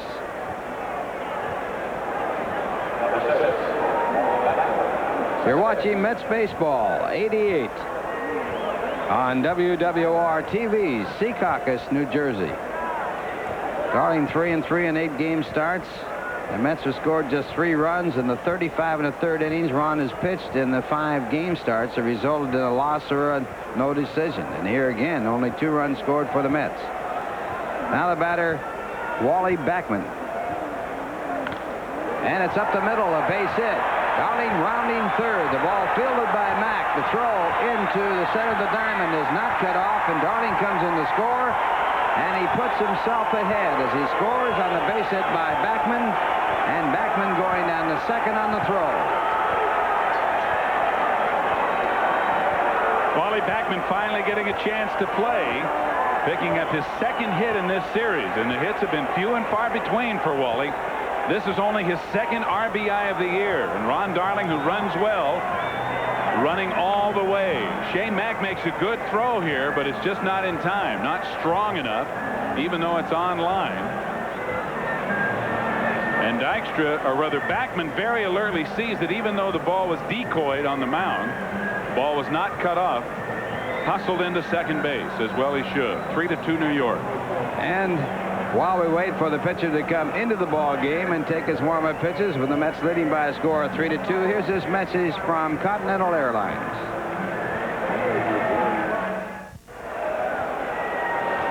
And the new pitcher in the ball game, Keith Comstock. He's just called up on May 3rd from Las Vegas. This is his 7th appearance since that call-up. And his first batter is Keith Hernandez in the first pitch, ball one. Keith 1 for 3 today. Make it, yes, 1 for 3, 1 for 2 with a walk. Comstock has been with 16 teams and has played in 14 different leagues. He has been released in 4 countries. And the fastball, a called strike. They had to call the Guinness brothers on that one. He has really been around. Played for 9 minor league teams, including every AA league in America. And he's been released in the United States, Japan, Mexico, and Venezuela. Could be Valenzuela. Ground ball to second base and knocked down by Thon. Coming around third and trying to score, and scoring is Wally Backman on some alert base running, and the Mets pick up another, and they lead by a score of 4-2. Well, we'll see how they score this. Dickie Thon makes a fine effort to get there, and again comes up just a little bit short as he did earlier. He stops the ball, but then he can't pick it up. He had it right in the webbing, and the distance that Thon overran the ball because of his momentum is what allows Wally Backman, who hustled all the way to score from second. So it's being scored as a base hit, the run batted in, and it brings up Darryl Strawberry. Darryl is 0 for 3 in this game. And the fastball for ball one. Well, a very rude birthday present for Ed Whitson, who is on the losing side of this ball game. His birthday today, 33 years of age. Along with him, Eric Schau has a birthday today, and he is 32 of age. Whitson, not a happy birthday for him. 1 ball, 1 strike to Darryl Strawberry. And the fastball for a ball 2. We'd like to wish a belated happy birthday to a Thelma Chrisman from Drums, Pennsylvania, who was 75 on the 8th of May. Big Mets baseball fan. This ball drilled into right center field. It'll be extra bases. Hernandez around second base.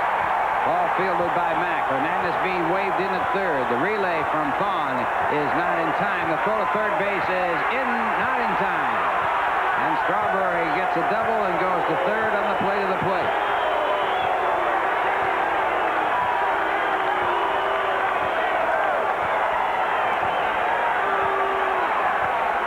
Good play on Darryl's part and good coaching by Sam Perlazzo to send the runners here. The Mets are already up by 2. There's only 1 out in the inning. Darryl crushes this ball, an off-speed pitch that he waited on perfectly all the way to the wall. Mack to Thon, and the throw is coming home, but it's cut off right there. And John Kruk fires to third. Strawberry beats the throw, or beats the tag at least, as he slides in underneath at third base. Strawberry picking up his 6th hit in this series in 15 at-bats. Had 4 hits in yesterday's ball game, and that'll be all for Keith Comstock as he leaves the ball game. And Booker comes in to pitch to the right-hand batter, Kevin McReynolds. So while Booker takes his warm-up pitches, we'll pause for this message from AT&T.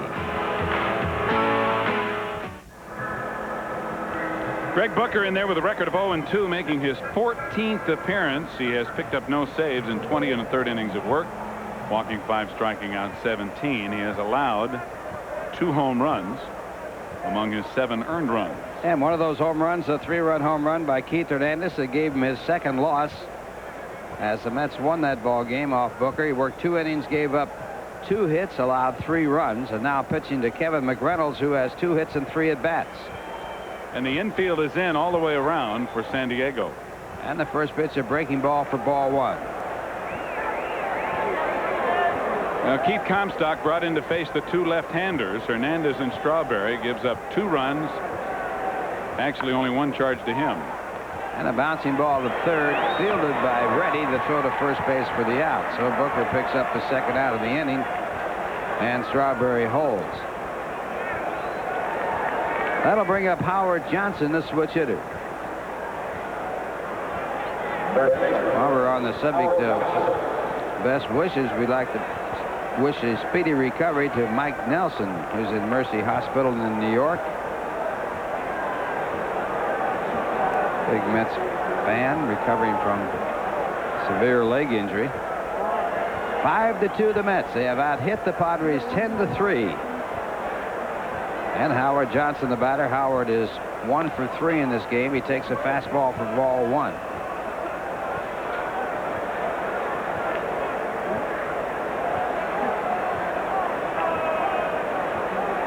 Johnson in this series has had 3 hits and 14 at-bats. And Greg Booker back with a fastball that's hit up the middle, and the Mets get another. Strawberry scoring from third base, and the Mets have broken this ball game open here in the 7th inning.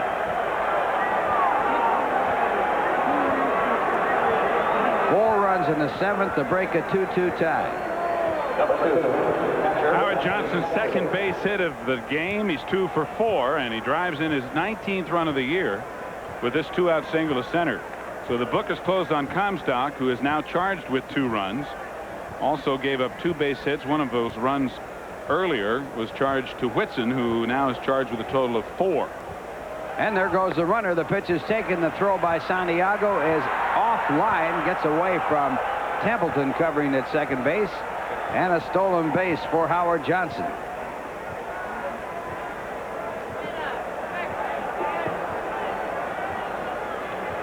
Ojo picks up his 5th stolen base. He's only been caught once.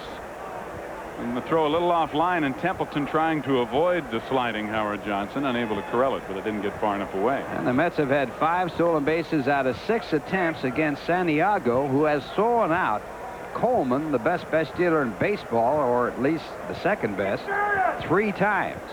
Mets have never thrown Coleman out. So it's been a running game for the Mets against a very strong throwing catcher, and the fastball fouled back out of play, 2-1. Santiago has thrown out only 1 batter, or 1 batter runner out of 6 that attempted to steal here in this 4-game series. And the ground ball down to first base. Bruck has it, and that'll do it. But the Mets get 4 runs on 5 hits. They leave 1, and the score at the end of 6.5 innings. The Mets 6, the Padres 2, and now here's a word from Bud Light. Now you can add to your Mets home video library with At the Ballpark, the 1987 Mets highlight film. Featuring Frank Cashin and Keith Hernandez as critics, At the Ballpark reviews all the exciting action of the 1987 season. To order your copy, just send check or money order for $19.95 plus $3.95 for shipping and handling to Mets At the Ballpark, Box 9559, Trenton, New Jersey, 08650. Well, this is just like being at the movies. We bring you our coming attractions. Don Zimmer, the former Met, brings the 1987 MVP, Andre Dawson, and his Chicago Cubs into shape for a 4-game series beginning on Thursday, June 2nd through Sunday, June 5th. MetLife Beach Towel Day will be Saturday, June 4th, and a 3:20 start is sold out. But there are still plenty of seats left for games on Thursday and Friday, and at 1:35 Sunday as well. And Randall Myers, the pinch hitter for the Padres, Myers hitting .286 in the year with 2 hits in 7 at-bats, and Ron Darling given some runs, working on a 4-run lead, comes back and picks up a strike. 1 ball, 1 strike. Randall with 2 hits as a pinch hitter. And the split finger fastball missed. There's Candy Sierra starting to warm up for the Padres. Fastball and in there, a called strike. 6th strikeout for Ron Darling. Got him with a fastball. Well, he set him up beautifully with the sequence of pitches prior to this pitch. And then he just freezes him right here. Randall got a good view of it anyway. Watched it all the way in. That'll bring up Dickie Thon. Dickie has been on base twice, a double and a walk. 1 for 2 today officially. And he's had 6 hits and 13 at-bats in this series against the Mets. He has been on base 10 times in his 16 plate appearances against the Mets in this series. 1 strike to count. The fastball hit down the right side in foul territory. Strike 2. Dickie Thon is getting his confidence back. I was talking to him the other night before the ball game, and he said he just feels 100% better psychologically.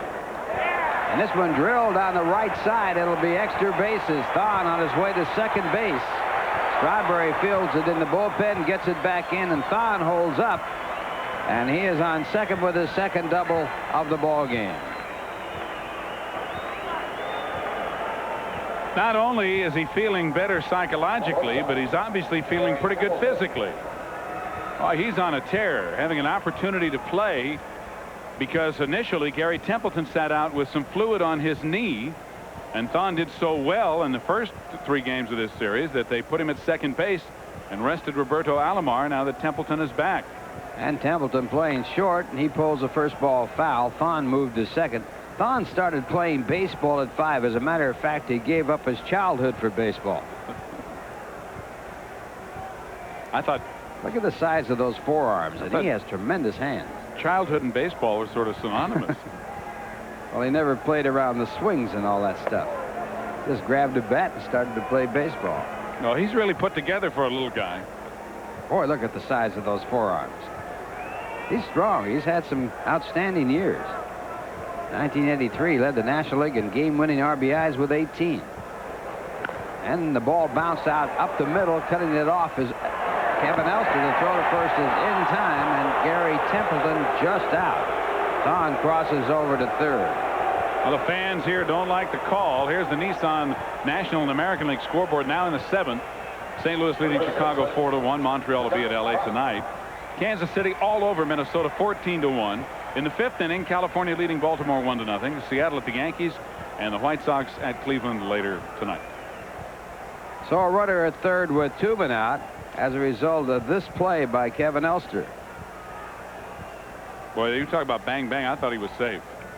Tom Gorman says all those bang bang plays when he was umpiring, he called them out. Makes the game shorter. Well, perhaps Ed Montague from the same school. Of course, he was being facetious when he made that remark. Here is John Kruk, and he takes inside in the count. 1 ball, 1 strike. Kruk in this game has walked twice and was robbed of a home run on a great catch by Kevin McReynolds with a man on base. He did get a sacrifice fly on the out. The ball was over the fence in left field, and a good curveball. 1-2. Darling has a good curve, and for years was reluctant to use it. Using it more and more this year, and he's gone away from throwing that split finger fastball all the time. And he's throwing the split finger in more appropriate situations, and it's been more effective for him. And there's a splitter, and that does it. Such as right there. Well, 1 man with a base hit, ending up at third, and the score at the end of 7. It's the Mets 6. Is Verboten. A 6-3 New York lead as we go to the 9th inning, and Keith Hernandez will lead it off. Keith with another good day. 2 for 3 plus a walk, 2 runs scored and an RBI. And a breaking ball for a strike. Hernandez disagrees, and as he does so often when he disagrees, he takes a walk.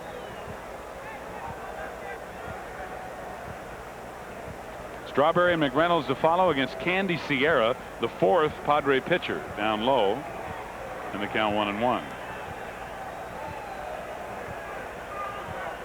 Keith, the hitting star of last night's ball game with that big home run.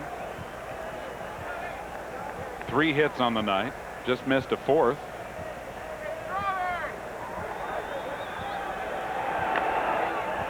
Fouled off of Santiago and Lee Wire. 1 ball, 2 strikes. Looked like a little sleight of hand by Lee Wire, who's a master magician. Well, he is one of the best amateur magicians around.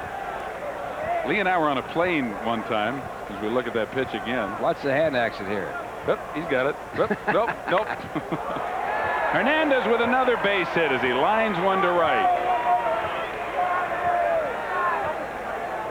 Keith now 3 for 4 on the afternoon. And that is hit number 13 for the New York Mets today. Keith now in this series 7 for 17. Coming back after a little dry spell in San Francisco.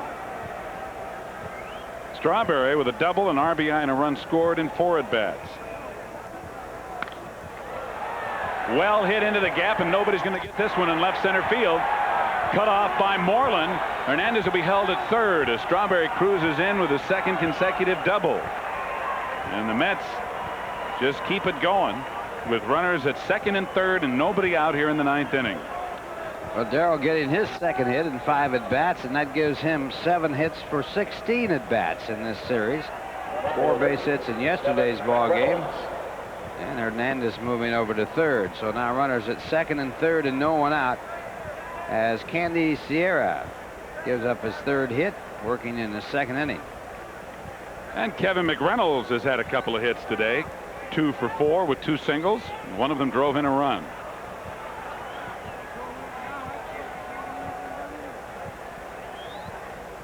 A fastball right in there for strike 1. Rechecking Keith Hernandez, 8 hits in this series, 3 in this ball game, 3 yesterday and 2 in the first game. Breaking ball lofted into short right field. Kruk going out over his head, makes the catch in foul territory and wheels and fires to the plate to keep Hernandez at 3rd. Good play by John Kruk. Well, this is a good play, not an easy play as he has to take it right over the top of his head. Looks like he might be a great wide receiver, except he's too wide for being a wide receiver. That is Kruk like in truck. Sometimes they call wide receivers wide outs. There's a wide out right here. That is a wide out. Good play. Now Howard Johnson will be walked intentionally to load the bases with 1 out and bring up rookie Mackey Sasser. Hojo with 2 hits today as well, 2 for 4.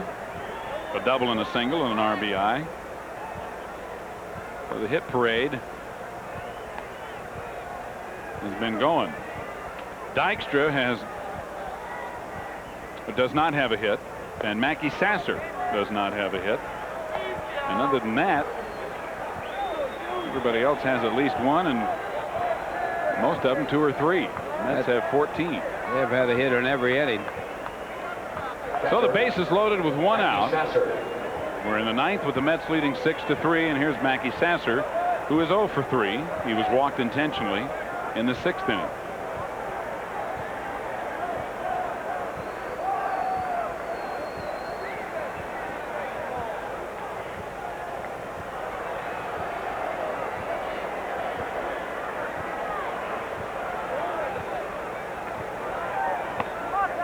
Outside, ball 1. The Mets won the first game of this series 7-4, and then Tuesday night they won 1-0, and last night they won 5-2. They're in a sweep, a 4-game series on the road for the first time since '86. Fly ball down the left field line, slicing out of play. Moreland gave it a good run, but it was in the seats. So the count 1 ball, 1 strike. The Mets last swept a 4-game series on the road April 24th through the 27th at St. Louis, and a big sweep that was, sort of set the tone for that '86 championship season.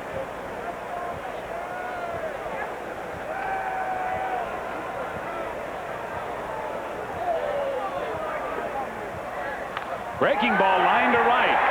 The merry-go-round begins. Hernandez scores. Here comes Strawberry, and he's held up between third and home. Santiago dropped the ball, and Darrell made it back safely to third base.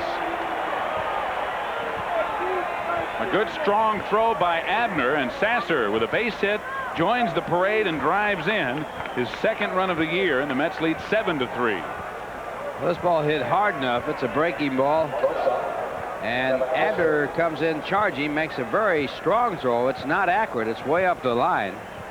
But Strawberry, seeing he had no chance, is able to get back to third when the ball wasn't handled by Santiago cleanly.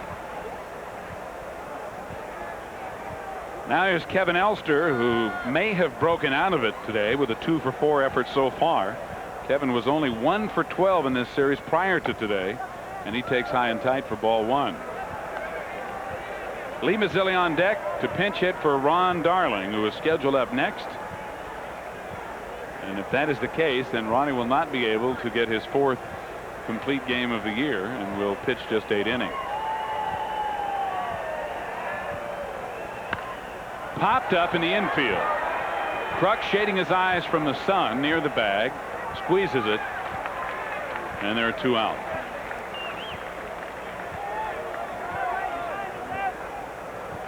So Ron Darling leaves the game after another outstanding effort.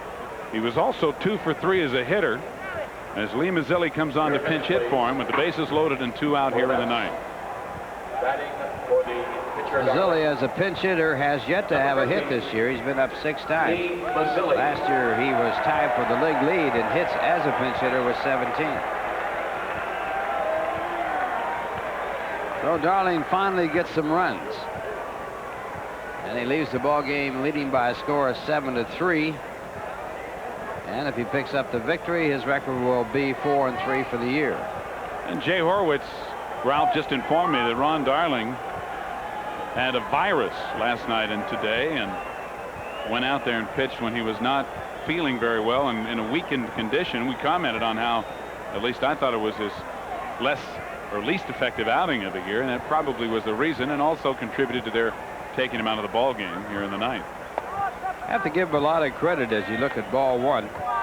Scored from second base on the single, running hard. He got 2 hits in the ball game, running down the line in a hurry. He really put it all out.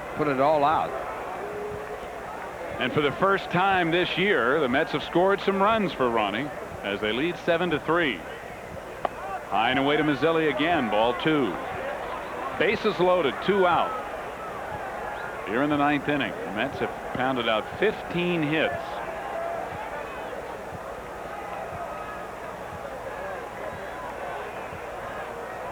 The Mets haven't won 4 games in San Diego since 1969.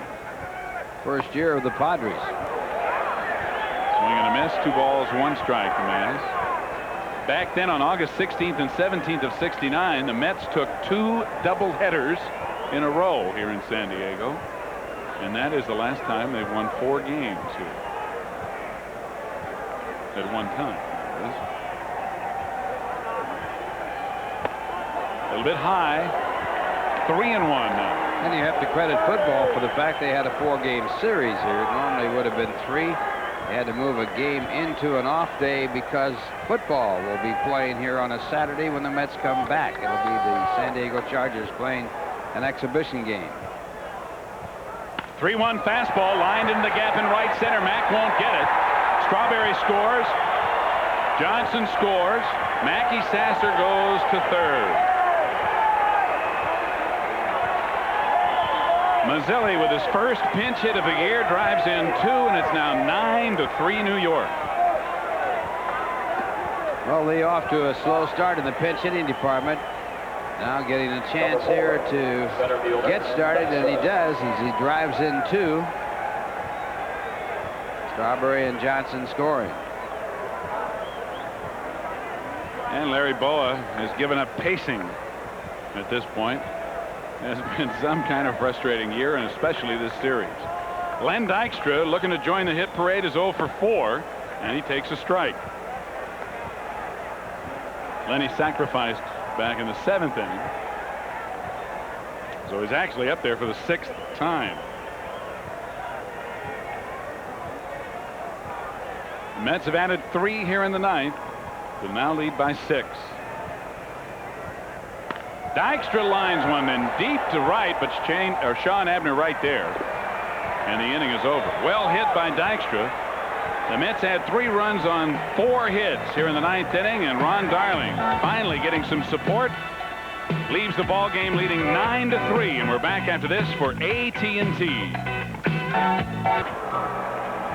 Well, Terry Leach is going to come in and pitch the bottom of the 9th inning for New York. He is not in a position to pick up a save. McDowell in the same spot last night. Leach with a record of 1-0. He's had 1 save, an earned run average of 4.22. He's walked 4, struck out 11, given up 23 hits and 21 in the 3rd innings. Last year, Terry with a record of 11-1, won his first 10 decisions to set a Mets record. And Ron Darling leaves going 8 innings, giving up 3 runs on 5 hits. He struck out 8, walked 4, threw a wild pitch, hit a batter, and gave up a home run. Shane Mack will lead off the 9th inning. Then it'll be a pinch hitter, Marvell Wynn, and then the top of the order, Dickie Thon. Down low at the knees and inside, ball 1. Mack is 1 for 3. He had an RBI base hit in the 4th, and the Padres scored their 2nd run. Fouled off out of play, 1-1. Mack is back with that base hit he had in the 4th inning. He had been 0 for 10 in this series. Final score, St. Louis defeated Chicago 5-1. And the Cardinals started their action 7.5 games back of the Mets. High fly ball into center field. Dykstra battles the sun and squeezes it 1 away.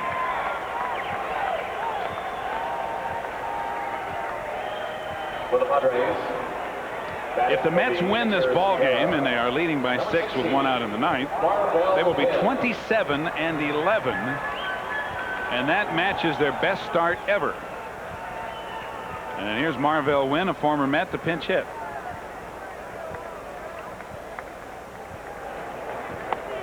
Marvell takes a strike, hitting .239 on the year. 11 losses, the fewest in Major League Baseball.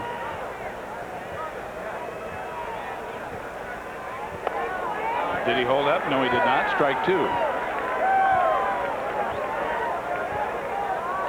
Now Marvell, a former Mets player, and he goes too far, as you can see, goes too far by far.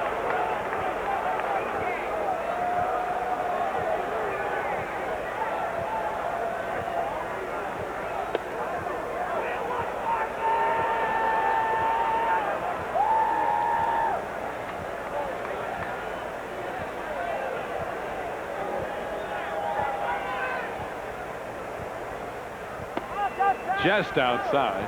2 balls and 2 strikes to Marvell, batting with 1 out and nobody on.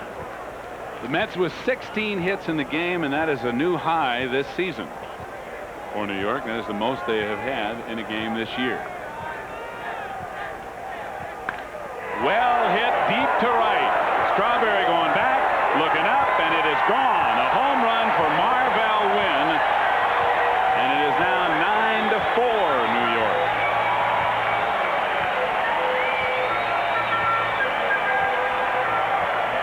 That's the kind of production you like from your pinch hitters.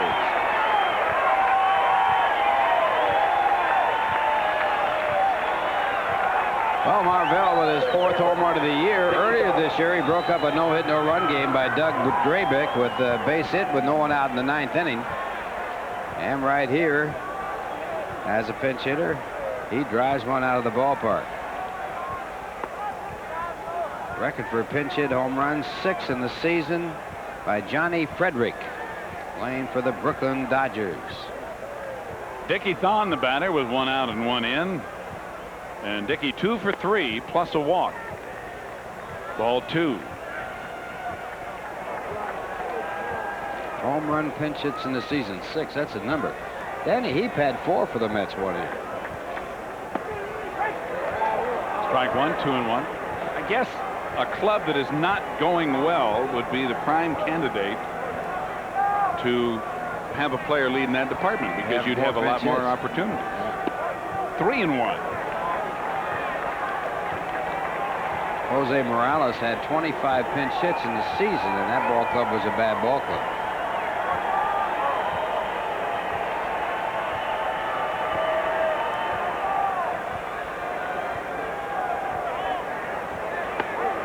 Right on the inside corner, 3 balls, 2 strikes. Terry Leach working the 9th in relief of Ron Darling.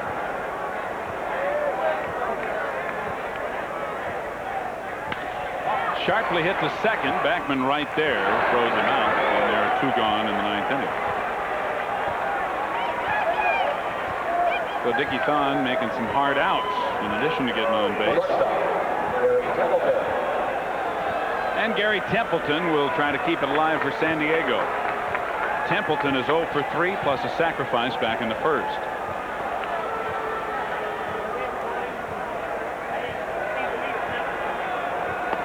Strike one. The last time the Mets swept a 4-game series was last July at home against the Atlanta Braves. No, I take that back. It was 1986. July of '86 against the Atlanta Braves. July 10th through the 14th. So the Mets are reverting back to a lot of the things they did during that championship season of '86. Just outside to Templeton. And the count 2 balls, 1 strike.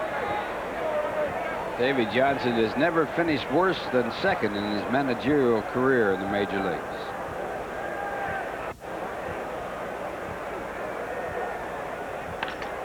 Popped up and playable, and it could be the ball game if Elster or McReynolds can get there. Elster with a good play, and the ball game is over. Ron Darling goes 8 innings and picks up his 4th win of the year, getting run support for the first time all season. As here in the 9th inning, Terry Leach finishes, allowing 1 run on Marvell Wynn's pinch hit home run, and the Mets win it 9-4 and sweep this 4-game series as they head up the coast tonight to start a 3-game series and finish this lengthy road trip against the Dodgers over the weekend at Chavez Ravine. Ralph and I'll be back to wrap this one up for you, so stay with us as the Mets win it 9-4. We'll return to San Diego after this for Bud Light.